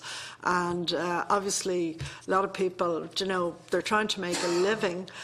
We know already when there are delays at, particularly at British ports, and I'm sure you've seen the work going on in relation to the motorway laneway being reserved near the ports in the southeast of England. I think, Minister, it might be useful if we could have advice and discussion, because these really are tens of thousands of people's livelihoods once if you like, the transition period, like you, I hope the transition period could be to the end of 2021. But nonetheless, I do think that there does need to be quite a lot of legal clarity. Otherwise, the people driving the trucks, they may be faced with some unexpected demands, either in relation to their data or their documentation and their clearances that in a changed environment they require. I mean, I wish it wasn't so, but that's the way these things work. Yeah, we'll have a broader discussion on it later on. Yes, there have been. Yes, discussions are ongoing in relation to transit and access. So is the amendment withdrawn then, Deputy McGrath? For now, yeah. So does Section 52 stand part of the bill? Agreed. Section 53 stand part of the bill? Agreed. Section 54 stand part of the bill? Agreed. Section 55 stand part of the bill? Agreed. Section 56 stand part of the bill? Agreed. Section 57 stand part of the bill? Agreed. Section 58 stand part of the bill? Agreed. Section 59, Amendment 157, in the name of the Minister. This amendment seeks to introduce a legislative provision to amend the Taxes Consolidation Act of 1997 by inserting a reference to the government order that ratifies the OECD Multilateral Convention to implement tax treaty-related measures to prevent base erosion and profit sharing into Part 5 of Schedule 2.4a. The Multilateral Convention is an OECD BEPS action which seeks to implement a series of tax treaty measures to update international tax rules and to lessen the opportunity for tax avoidance by multinational enterprises. The government order, which gives effect to the Multilateral Convention, has been discussed primarily in this committee and has been approved by both Dáil Éireann and the Government. The addition of the reference to the order in Part 5 of Schedule 24A to the Act of 1997 is the final legislative step in the process which will ensure that the Multilateral Convention will have the force of law. Once the bill becomes law, Ireland can then deposit our instrument of ratification together with the list of reservations and notifications to the OECD depository. Article 12 of the Multilateral Convention. Okay, excuse me, I was speaking to Deputy McGrath's amendment. Okay. Yeah, so we're discussing 157 and 186 are related, and we'll discuss those together. Okay. Will I address Deputy McGrath's amendment as well then, Chairman? Yeah. So, Article 12 of the Multilateral Convention introduces a new test for when an agent can constitute a permanent establishment or a taxable presence in another jurisdiction. This article is not a minimum standard under the Multilateral Convention, so signatories are free to opt out of this article. I'm not adopting this provision but I am committed to keeping it under review. It is open to Ireland to lift its reservation at a later date. The reason I'm not adopting Article 12 at this time is that there is significant uncertainty as to how the test will be applied in practice.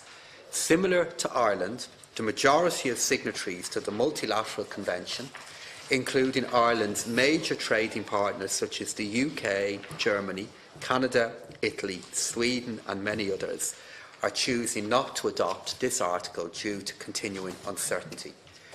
Ireland's position is in line with the majority of EU member states, the majority of OECD member states and the majority of our tax treaty partners.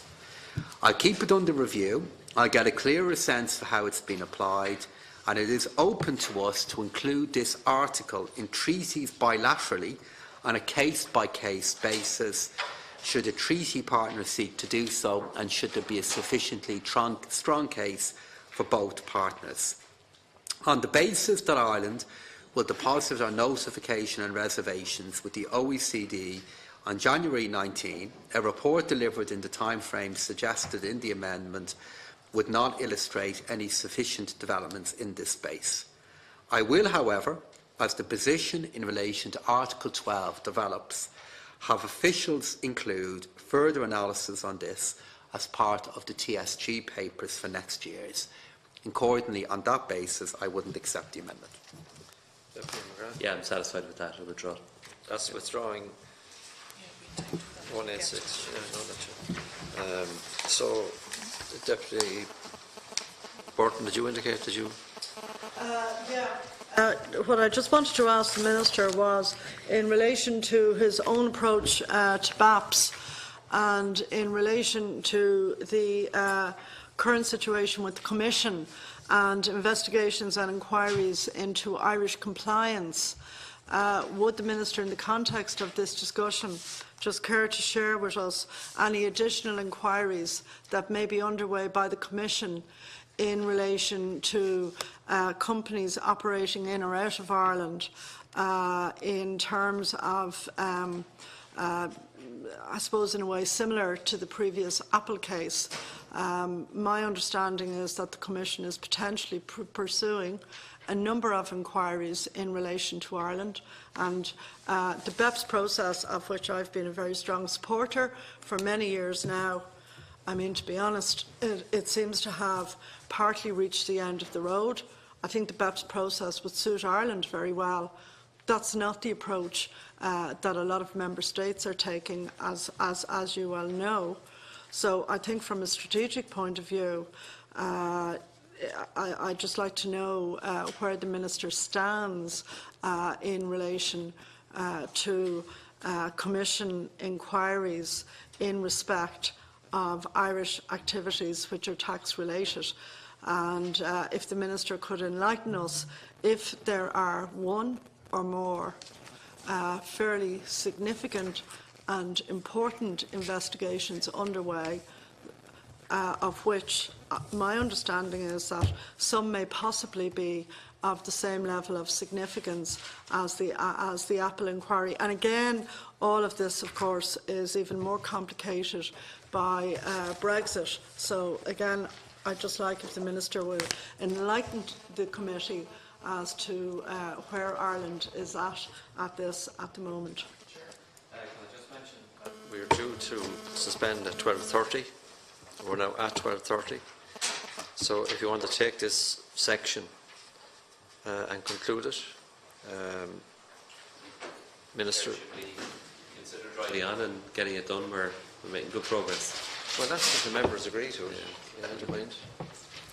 Let's see if you want to take a very short break, maybe. But no, we'll continue on then if that's the wish of the committee. So, just 1 second. 1 second. So we'll continue on then. Agreed? Agreed. Deputy Boyd Barrett.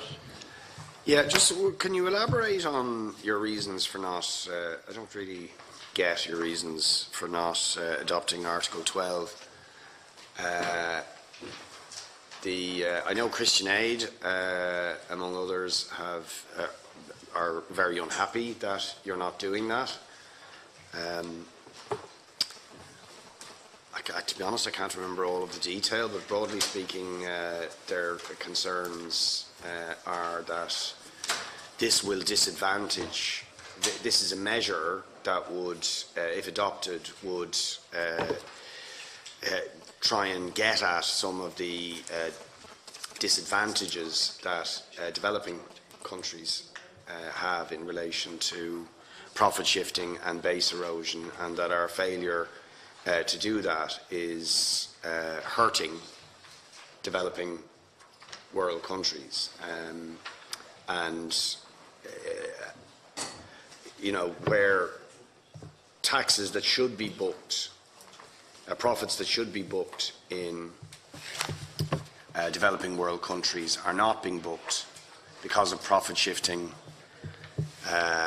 manoeuvres by multinationals, and that this is an effort to address them, and the fact that Ireland and others aren't willing to adopt Article 12 is because we don't actually want to do anything about this unfairness. So maybe you could explain. So in relation to the three different questions that have been put to me, firstly in relation to the overall BEPS process, which Deputy Burton has raised there, my view actually is that the BEPS process has a long way to go still, and we're some way of it running out of road. And I think what was quite interesting is that in the recent set of American corporate tax changes that were made, there were a number of features of that were strongly related to BEPS. And from my point of view, in the recent paper that I published on a paper on corporate tax reform, I've outlined work that needs to be done across the next 2 to 3 finance bills to implement a BEPS process in our tax code. So we have a continued amount of work to do in relation to this, and the next area that we will have to move on to for next year will be in relation to our transfer pricing rules. So we've a further work that we'll need to do in relation to it. In relation to engagement that we have with the Commission, I receive, or my department receives, ongoing inquiries from the Commission in relation to a whole array of different matters, and this is a constant area of engagement with them. So yes, we are in ongoing contact with them, but any inquiries or anything that is ongoing, and any inquiries they have declared are all in the public domain, and you'll be aware of them, the most significant one of which is Apple. And then in relation to the third question there from Deputy Boyd Barrett, what Article 12 does is deal with the issue of the artificial avoidance of the permanent established status. And what that basically means is that a proposed new test in Article 12 looks at how much presence a company must have in a country before it has to pay corporation tax. It provides that an enterprise of one country is deemed to have a permanent establishment in the other country if it operates through a dependent agent in that other country. And Deputy, I'm not saying that we're not going to sign up to it. I've actually met Christian Aid in relation to it, and I can see the role that it could play in the future, either on a bilateral level or through OECD. But there's just a lot of uncertainty regarding how it would be implemented, and a lot of jurisdictions that we will have a lot of significant trade with have not implemented it yet. So my position is that I will keep it under review. I am not ruling out it forming a part of our tax code in the future, but until I see how it has been implemented, and until I see a number of other countries participate in it, I think it would be early at this phase for Ireland to move into implementation of it. Okay, that's section 59, some part of the bill. Agreed. Oh, sorry, I have to read the amendment first, rather. So amendment 157, that new section be there inserted. Agreed? Agreed. And that's section 59 then, it's not part of the bill. Agreed.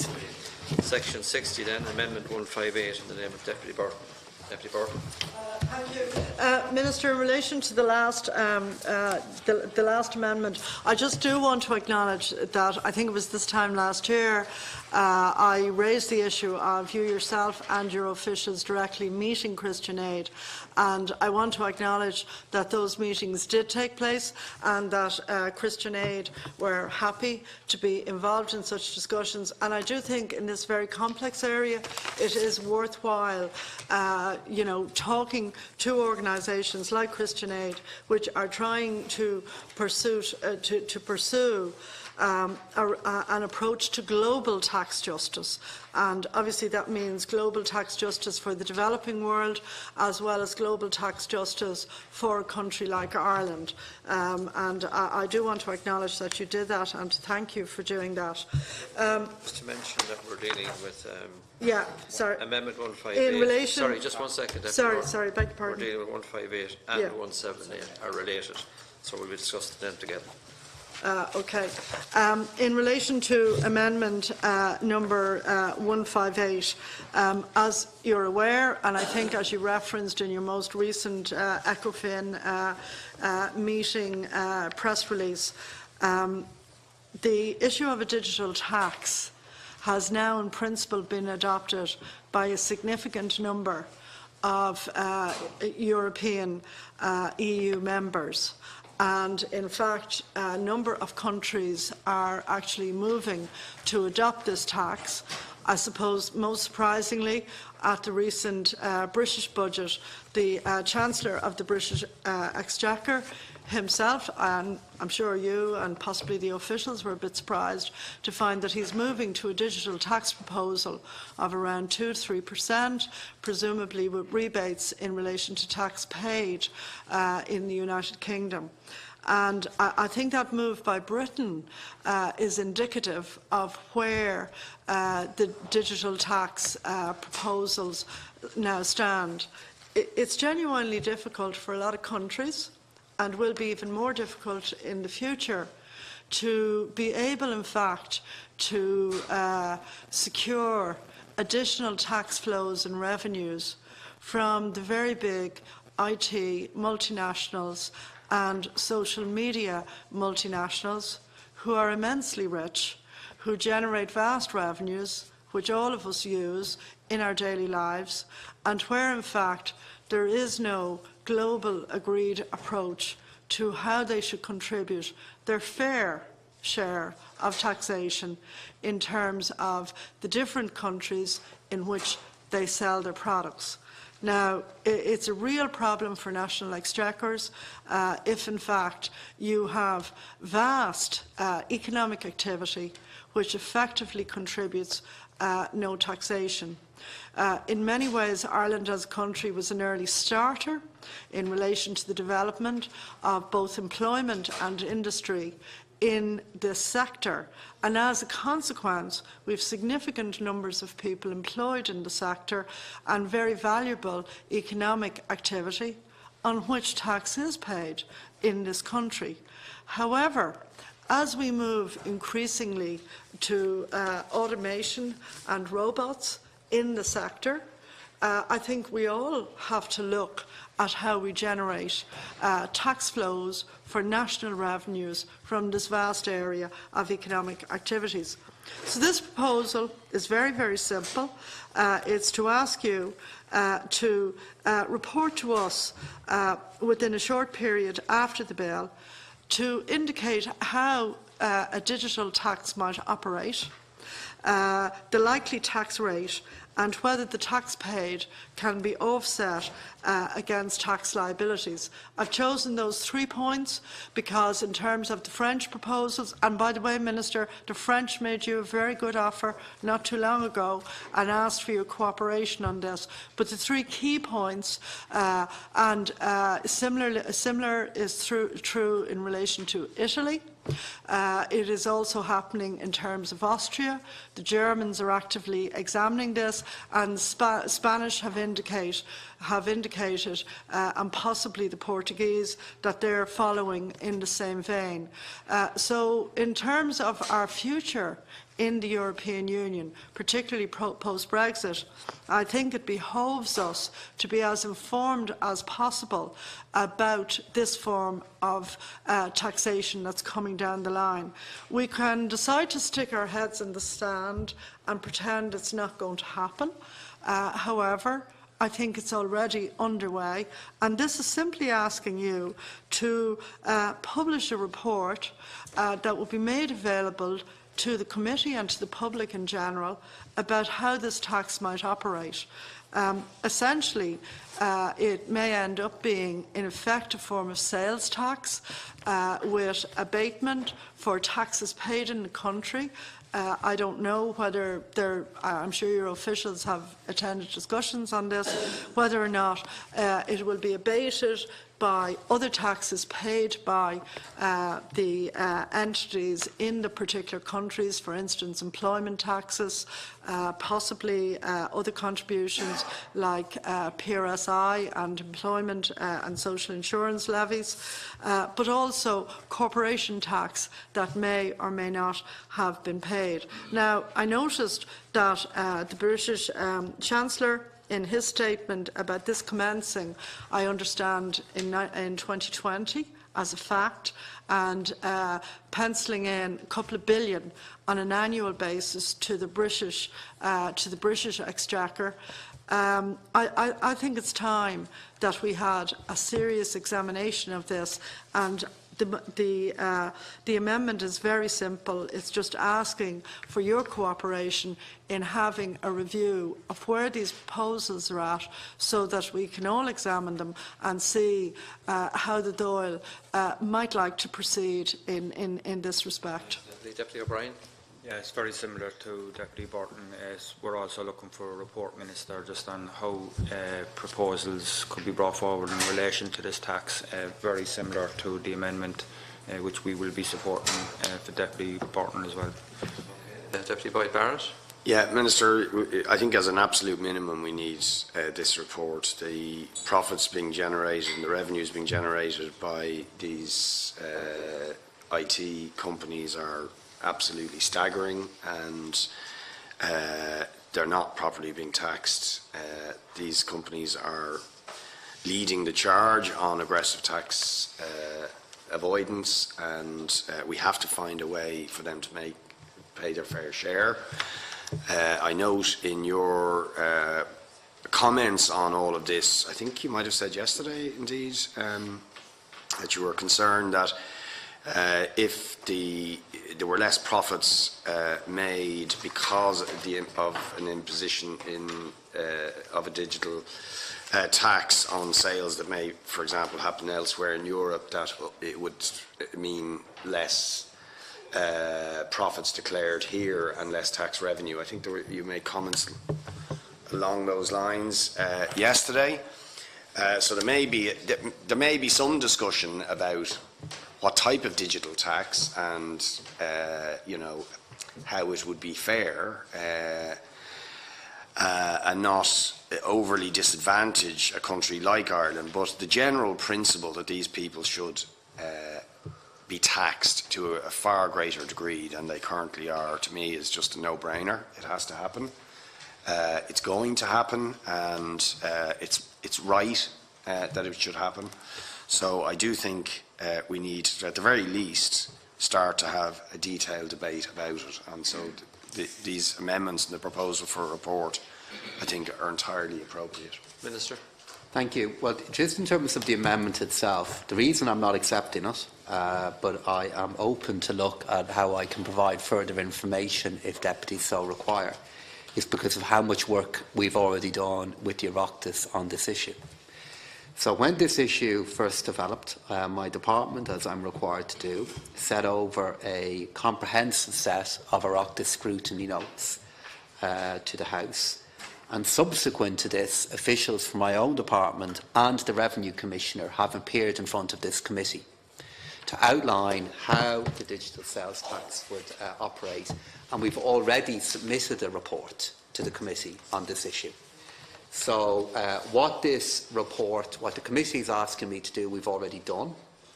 And indeed, you may be aware that the houses of the Oireachtas, following us submitting the information that the amendment is looking for, issued reasoned opinions on the draft directives that they breached the principles of subsidiarity. So in terms of providing information, providing reports, we've had officials from my own department and the Revenue Commissioner in front of this department, in front of this committee. We supplied all the information that was asked for, and we subsequently supplied that information in written format. So we have done what this amendment is asking us to do. And it is for that reason that I would ask for the amendment to be done, but also to indicate to the committee that if you have further information that you want me to supply, anything further that is needed, I'm very happy to do so. Because this is a really important area. Now, just to make two points, though, that were put to me in relation to the substantive issue itself. The first one is, before we get into a debate, if the committee wants me to get into a debate on it, I will do, but just to correct the record in a number of two important areas. Firstly, the only French offer that I have received is the one that was issued in public to me on Tuesday morning, when Minister Le Maire invited me to go for a beer with him. That's the only offer that I have received.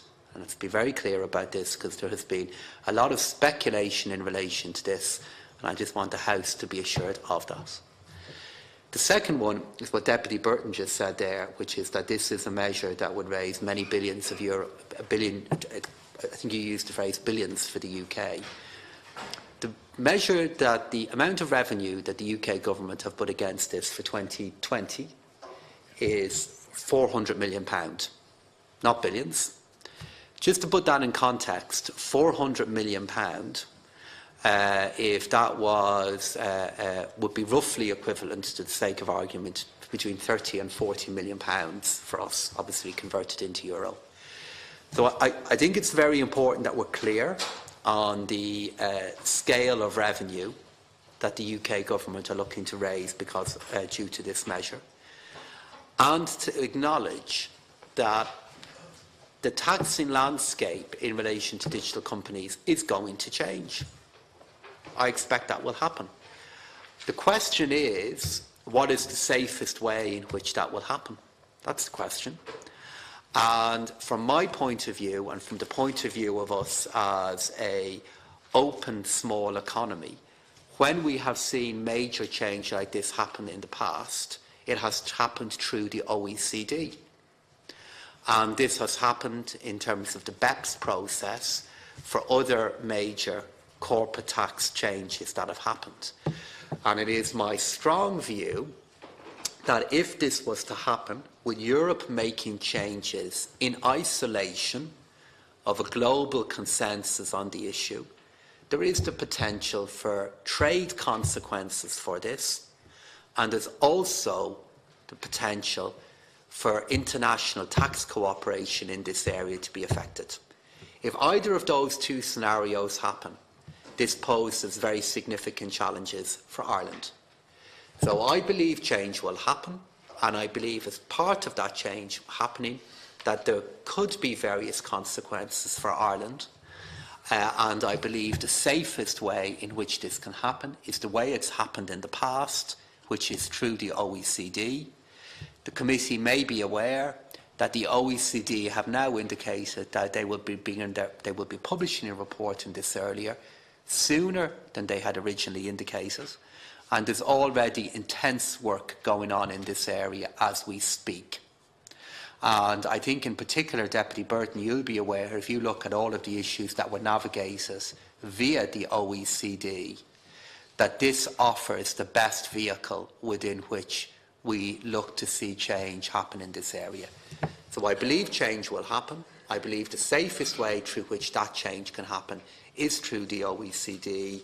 And I would note that in the debate that happened on this on Tuesday, and I've been involved in this now for over a year, we saw a number of other countries express opposition to the current Commission proposal for the reasons I've outlined in the past. But significantly, we saw countries who were in favour of this proposal being implemented begin to outline a whole array of technical issues that they want to be resolved. And for those of us who have been involved in this before, those technical issues are quite considerable. And we would have big consequences for us. But to reiterate, yes, this is going to be a new area of change. As the Deputy was speaking to me there, Deputy Burton was saying about the area of artificial intelligence. I was reminded of what the founder of Microsoft has recently said when he said robots should be taxed. These are the kind of debates that are now going to happen. Deputy O'Brien. Sorry, Deputy O'Brien. Yeah, oh, sorry. Yeah, Minister, I'm trying to remember the report. I think that was the one that we discussed in May. Yeah. That's the one, yeah. And I think in that report we looked at what the European Commission were proposing, which was a 3% over a certain value. I think it was 750 million and 50 million within the EU. And if you were actually to implement something along those lines, and given that you could have a case where tax is deductible, you could actually see a net loss in terms of a digital tax being introduced here. And I'm trying to remember if that's the same report that you're referencing. That is the same report. Yes, correct, Deputy. Okay.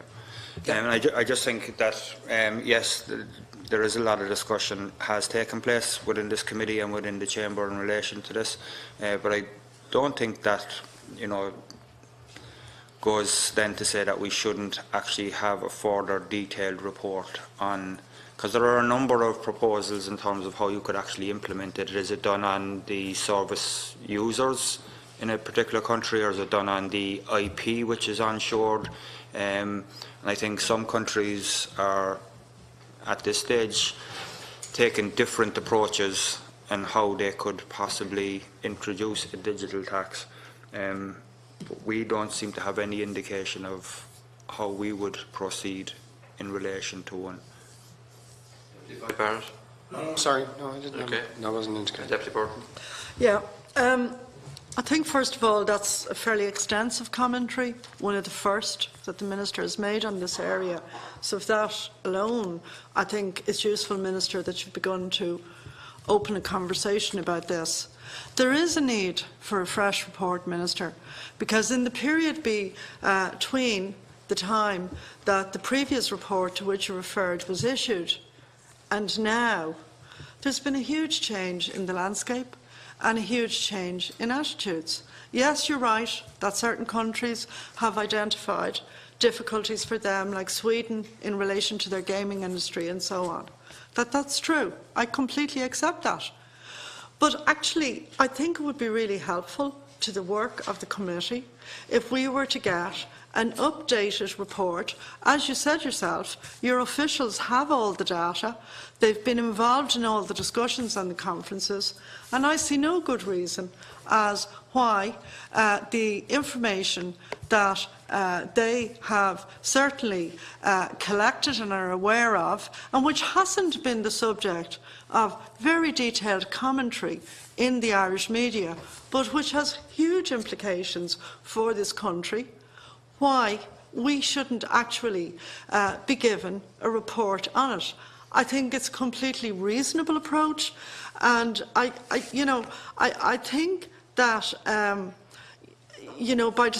by trying to shy away from it, I think it's actually not going to do Ireland's case any good. Obviously, all of us here would seek to maximise the fair taxation and just taxation position for Ireland.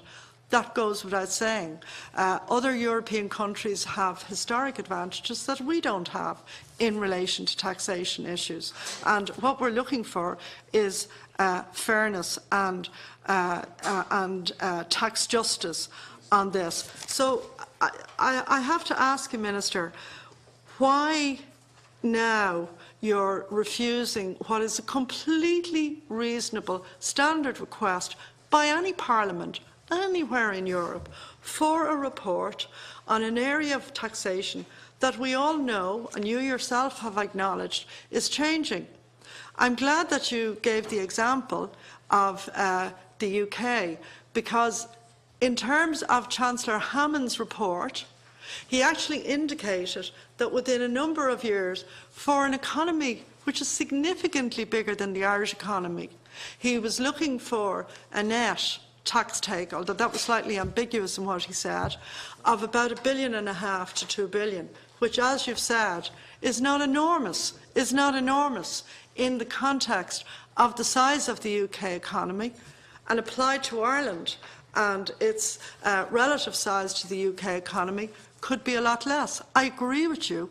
But on the other hand, what is also happening, Minister, and you didn't refer to, is that countries like Italy have been going to the IT companies and saying, unless we see a presence in Italy, they'll do what they have been doing already, which is pursuing Ireland in relation to earlier cases, and your officials here know the cases. I asked many questions of you and of the Revenue Commissioners of the back cases that are being pursued and of the back payments that Ireland has made. So, you know, to give such a bland, brush-off answer, I actually think is not serving Ireland or the Irish economy or Irish people in terms of the kind of discussion we should have about this. I just want to say to the Chairman as well, am I correct in saying that you're taking Amendment 60 with the 60 with the one in relation to the domicile? So I just want to say something about the domicile. You asked me a question, so yeah. if we just... Yeah. We're dealing with Amendment 158, and we're saying that Amendment 158 and 178 are related. So that's what we're dealing with right now. But not 159. I'm telling you what we're dealing with now. Yeah. So, Minister, do you want to respond? Yes, thank you, Deputy Chairman. Just to kind of deal with the points there that were put to me by the two deputies.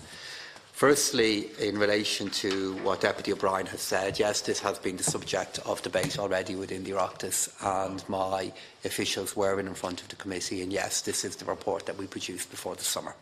So that's the answers to your own questions there. Then in relation to what Deputy Burton said, Deputy, at the start of your statement you said I'd given an extensive answer to the questions you raised. At the end of it you said that I had given a bland response looking to brush away issues that are there. The first part of your statement, I hope, is correct, and not the second part of it. I'm not shying away from anything here. I've been involved in this issue for well over a year now, trying to deal with the different issues that are at stake. But these are not discussions that I'm involved with. These are negotiations, and the negotiations involved on two different things. The first thing is actually a matter that you called out well in the point that you put to me, which is the design and implementation of a tax like this itself. And as you acknowledged, the yield involved in a tax like this, for a number of different reasons, in many cases I think will be a lot lower than people might be expecting. So, for example, in the UK example that you used, where they talked about billions being raised, they talked about billions being raised across a 5-year period. That's where the billions came in. Per year, they're talking about a measure that is, as I said, £400 million sterling.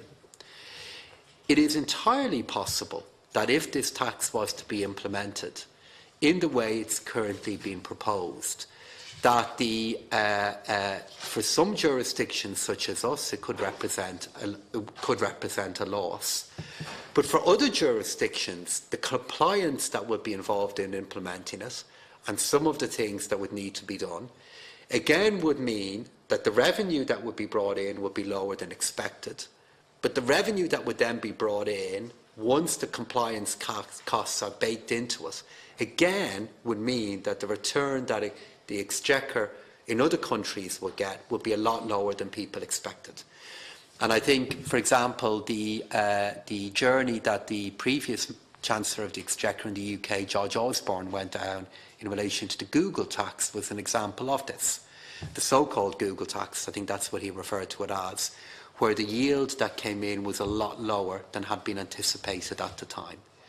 So from my point of view, this is a matter that I have been involved in very substantively over the last year.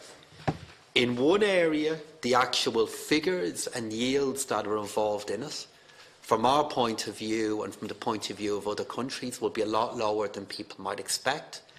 What is the area of greatest concern for me are many of the principles that are involved in this. The principles that are involved that, if reapplied for open service exporting economies, could be very significant. And also the principle here of a group of countries, or the European Union as a whole, going down this path while we don't have agreement with other trading partners regarding how it should be implemented. And my view to the committee is, if that happens, those other trading partners could make decisions in relation to trade and in relation to tax cooperation that would have very serious consequences for the European Union and could be very difficult for Ireland. And for those reasons, I am acknowledging that this is an area that I expect to see change in, but I think Ireland needs to be clear regarding the best route within which we believe that should happen. And it is notable that across the last number of weeks in particular, we have seen a number of other economies that are small, that are open, that are very service-orientated, saying the same thing as Ireland has been saying. The reason why I'm not going to agree to a report going in is I'd ask deputies to be aware I'm involved in negotiations in relation to this, not discussions. And if there are any matters that this committee wants information on, I will supply them, and I will ensure that it is supplied promptly in relation to any of the discussions that are underway, in relation to any of the negotiations that are underway, or any issues of clarification the committee may have. So are you pressing the amendment, Deputy Burton? I am, and Okay. just let me say, I think the last statement by the Minister is deeply regrettable. This is the National Parliament, and notwithstanding the fact that the Minister is involved in negotiations, the fact that the Minister is unwilling to actually put an informed, updated report before the Parliament of the Irish people is deeply regrettable, and I think is a wrong position for a Minister to adopt. On amendment number 158, then, the question is that the new section be inserted. Those in favour say "tá".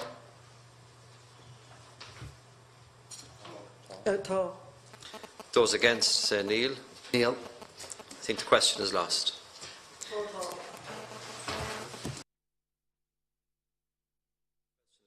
Division has been challenged. Pursuant to standing orders, the division will now be taken by the clerk. Okay, Minister Paschal Donoghue. Neil? Deputy Peter Burke. Neil. Deputy John Deasy. Neil. Deputy Pearse Doherty. Deputy Michael McGrath. Abstain. Chairman. Abstain. Okay, and Deputy Paul Murphy.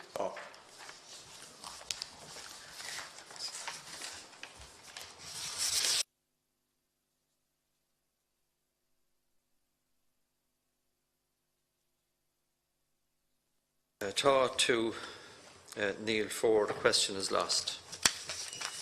Now move on to section 60 again. 159. It's a new section. Deputy Burton is not here to move it. So that falls. 160 then is out of order. 161 in the name of Deputy Boyd Barrett.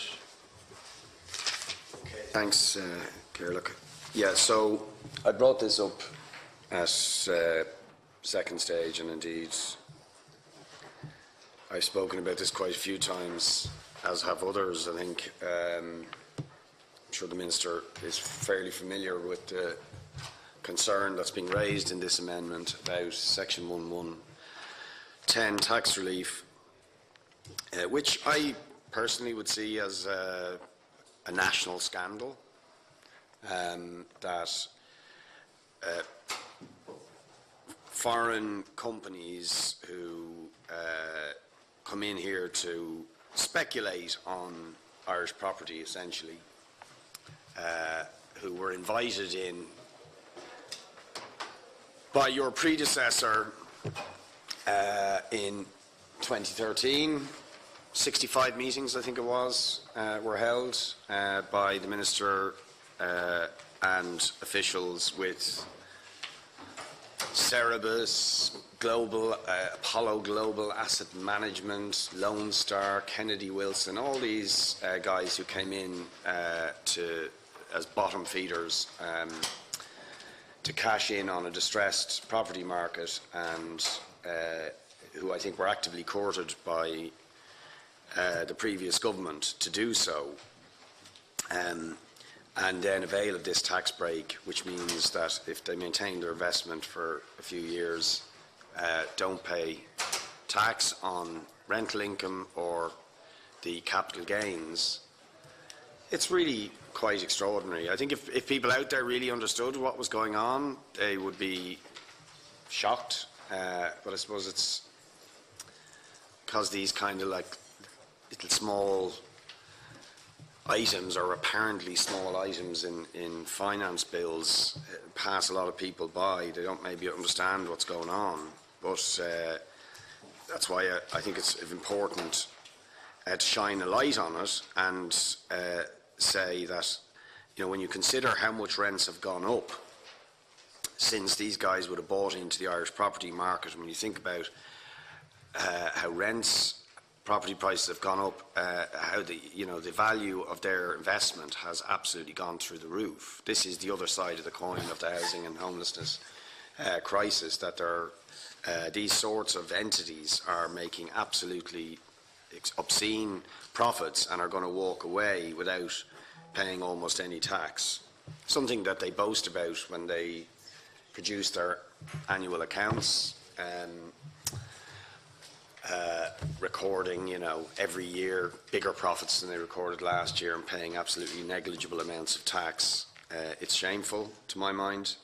And it's also equally shameful that when asked, as the Minister has been by me and others, I presume, parliamentary questions about how much tax is foregone through this tax relief, that we actually can't get an answer. To me, that's just really beyond extraordinary.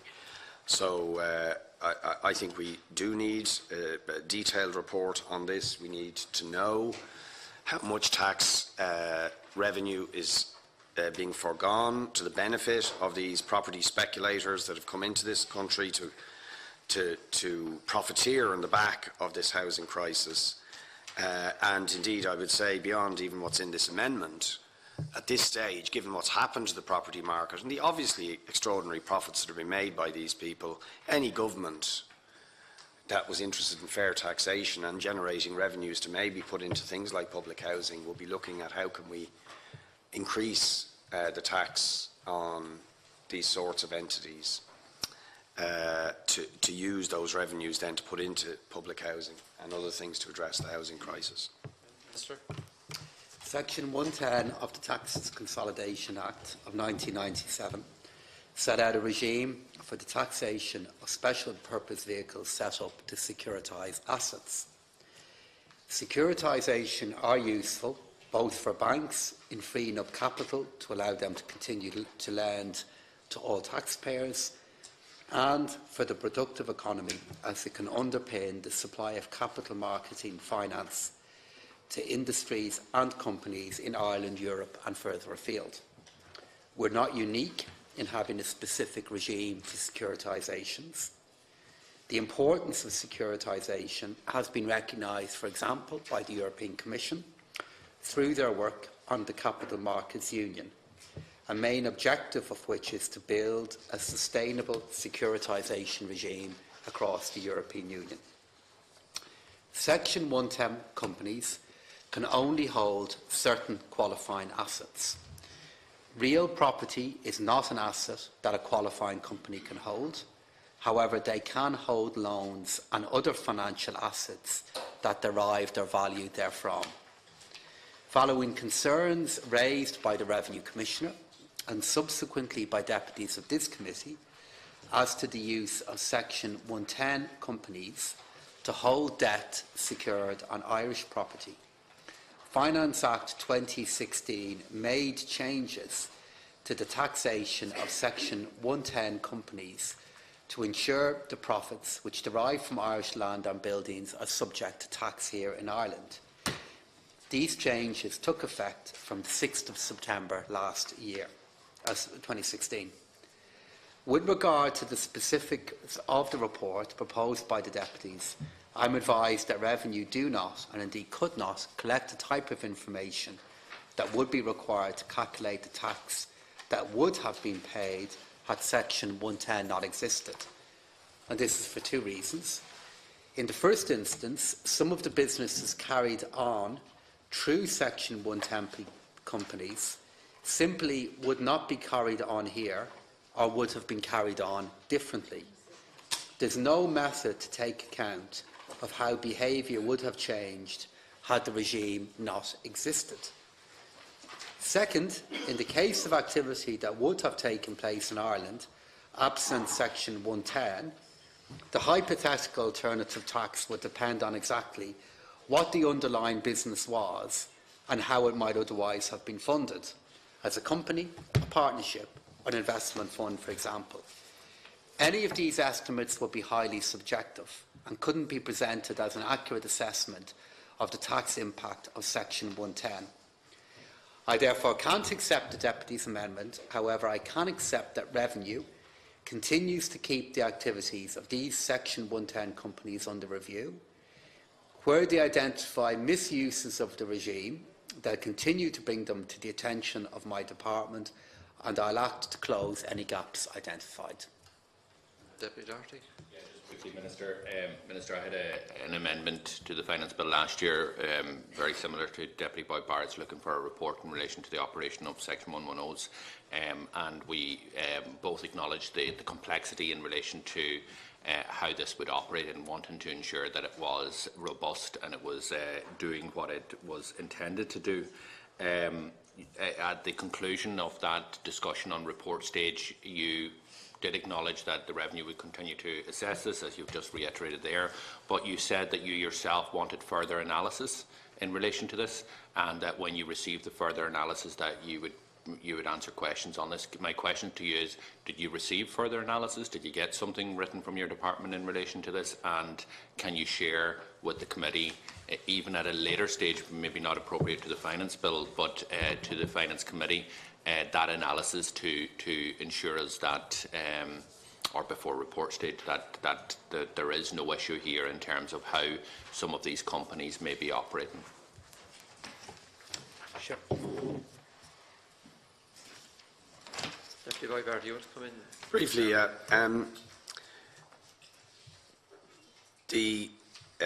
the changes that were introduced don't deal with, like a little bit like the debate we had about intangible assets, they don't deal with the window that was opened through which these speculative entities jumped. As I said, I think effectively invited in by Michael Noonan and the department in these meetings, where I think there was an understanding that if they came in, bought into Irish property, that they would pay very little tax. And I suppose the logic at the time, fairly explicitly expressed by Michael Noonan, was that we needed to reflate the Irish property market. I think he argued at the time it would professionalise the rental sector and so on, because we were going to have kind of corporate entities as opposed to your kind of small-scale landlord. We were going to bring the big guys in, and I just think it's self-evidently been a disaster. It hasn't done anything to make our rental sector better. It's done a hell of a lot to make it worse, in my opinion. You say that in your response there, I think that, you know, if we didn't have this relief, certain activities, I think, might happen. Well, yeah, exactly. I'm sorry these activities did happen. I think it's a matter of extreme regret that we brought these sort of entities in here to gain such an important foothold in the Irish property sector. And the thought that the window that was opened in terms of Section 1110, even if it was closed subsequently, but that the people who benefited from that will continue to benefit from it and will walk away paying little or no tax on their investments, I think is just obscene. I don't understand why revenue can't make estimates as to how much tax is foregone, but it has to be. You know, when you look at what's happened to the property market, you look at the value of the investments that these people made, how that the value of those investments has gone through the roof. When you look at the Irish property market, or when you look at rents, where they've gone, it is, you know, it's staggering. So they are generating huge profits. We know that from when they announce their, you know, annual profits. They're going up and up and up, and they're paying pitiful amounts of tax.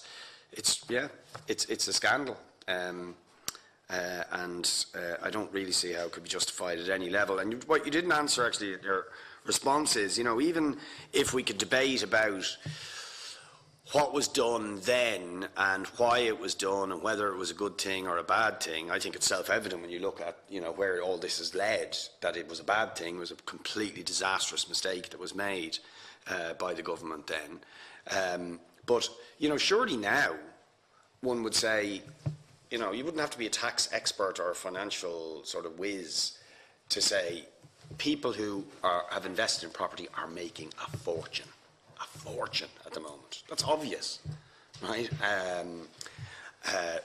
When you look at the value of where their investments has gone, 60–70% increase in the value of those investments, rents going up by a similar sort of proportion, that you would not think, well, Jesus, we should think of some kind of way of getting a bit of clawback on all of this. Through some sort of levy, some kind of tax, some way of getting some of that money back that they have made on the back of a dysfunctional property sector to put into dealing with the costs of that housing crisis that has helped generate, that activity has helped generate. So do you not think that would be, you know, a fair and reasonable thing to do, given where the housing situation has gone and where the Irish property sector has gone in recent years? Yeah, thank you, deputies. I am very alive to the fact that the price changes that we have seen in our property market could have a number of different causes to them. And to deal with a commitment that I made last year, we did send over, as I understand it, a technical note. Oh, excuse me. In the TSG papers of this year, we dealt with some of the issues that were raised. However, what I have done to deal with Deputy Doherty's question is I did ask during the year, in the aftermath of last year's finance bill, for work to be done for me, to try and gain an appraisal of the effect of the operation of these companies within our economy. That work is happening at the moment. What is going to happen is at the end of Q1 of next year, by that point, the tax returns for these companies will then all be well filed. I will then be in a position, my department will be in a position to make an appraisal then of the operation of the IREFs and also of some of the Section 110 organisations that have been raised here. And what my plan then will be is to integrate the analysis that we can make of that taxation data with, by that point, 18 months worth of information in relation to the property market. I will integrate the two of them together, and my plan then is to address this matter more substantively in the papers that we will publish next summer. So during this year, we began work in relation to looking at trends within the property market. I think we need more data in relation to that. But more fundamentally, I need the filing of tax returns to take place. That will then give us the opportunity on an aggregate level to better look at some of those issues. Thank you, Minister. Are you pressing the amendment, Deputy Barrett? Pressing the amendment. So, on Amendment 161, the question is that the amendment be made. Those in favour say taw. Tá. Those against say nil. Neil. Nil. I think the question is lost. Okay. Then we move on to new section, 162, in the name of Deputy Doherty, which is a new section. Thank you. I move Amendment 162. Minister, this amendment deals with the need to introduce rent relief equivalent to the value of 1 month's rent of an individual available to all renters that are not already in receipt of state subsidy, and also looking at a report to examine the social and economic impacts of this measure in the context of historically high levels of rent of Irish citizens. I think the issues are well ventilated. We know that rents have increased by 22% since 2016. Rents have increased by 7.8% in the last 12 months in Dublin, despite the rent pressure zones of 4%. We know that the average rents now in the state are €1,060, and in Dublin they are €1,527. We know that student rents are out of control, and that there's a major pressure in relation to these individuals in terms of having money at the end of the week to meet their needs. This proposal, you'll be aware, there was rent relief in the state, rent relief that was introduced a number of decades ago by a previous Minister of Finance. An interesting proposal at the time. Obviously, neither of us were around, but was very much focused on pressures that were on the elderly, I understand, in terms of meeting rent payments, and that one was designed with different tiers, but particularly with higher thresholds for the elderly. I say that just to make the point that rent relief was a factor of our taxation code up until the crisis hit in 2011, when the late Brian Lenihan removed it through the Finance Act at that time. This would have an immediate impact. For example, somebody who is paying the average rent across the state of €1,060, that's the benefit it would be to them. It would be a benefit of €1,060. Those living in areas with lower rent pressures would receive the 1 month of lower rent pressures. We argue that this should be brought in over a three-year period. Obviously, a rent relief like this without a rent cap, without a rent freeze, would be absolutely foolish. Because all that would happen is that the rent relief would be sucked up in terms of increase in additional rent. So this would have to go hand in glove with a rent freeze, which I believe is required. Yesterday, you answered a question to one of our colleagues in relation to, are rents too high? They are too high, but the law allows them to continue to go higher, and what we need is actually for them to go the other direction, and the least we should be doing is making sure that they're frozen. And alongside those two measures, we would need to see an increase in planned capacity from state investment. I believe this is a measure that is warranted. It would cost €250,000, €250 million. It would be over a 3-month period. And just let me mention the discussion that we had last night in terms of intangible assets. We've dealt with that. It's disposed of. You're not amenable to taking the amendment and implementing the policy of Seamus Coffey. But if you did, even for the revenue that would be brought in for 1 year of that from that proposal, could actually fund this for the next 3 years, which at that point it should be phased out. So I've made my point. I would imagine that you're not amenable to it, but it's worthy of consideration. The previous tax relief in respect of rent paid was abolished in the budget of 2011, and it's no longer available to those that commenced renting for the first time from the 8th of December 2010. This followed a recommendation in the 2009 report by the Commission on Taxation that rent relief should be discontinued. The view of the Independent Commission at the time was that in the same manner in which mortgage interest relief did have an effect on the cost of housing, rent relief increases the cost of private rented accommodation. Accordingly, the result of reintroducing this relief would be a transfer of exchequer funding directly to landlords, which would not have the intended effect of reducing the pressure on tenants.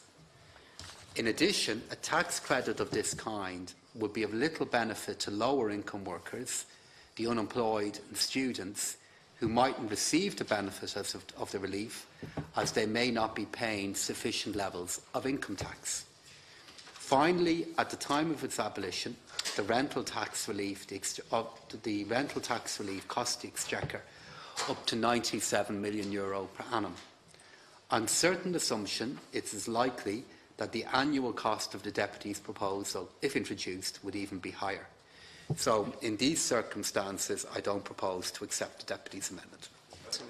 Just briefly on this, so arguments that you the two arguments I took from you were actually dealt with myself in terms of what this needs to be. This is a report. Obviously, if we were able to put down the full proposal, and I'm sure you're aware of our full proposal, which is that the rent relief would be brought in, but there would be a rent cap, there would be a rent freeze at the same time. So therefore, the argument that this would go directly into the pocket of landlords would not hold, because it would be directly to the individual. Rents could not increase over those 3 years.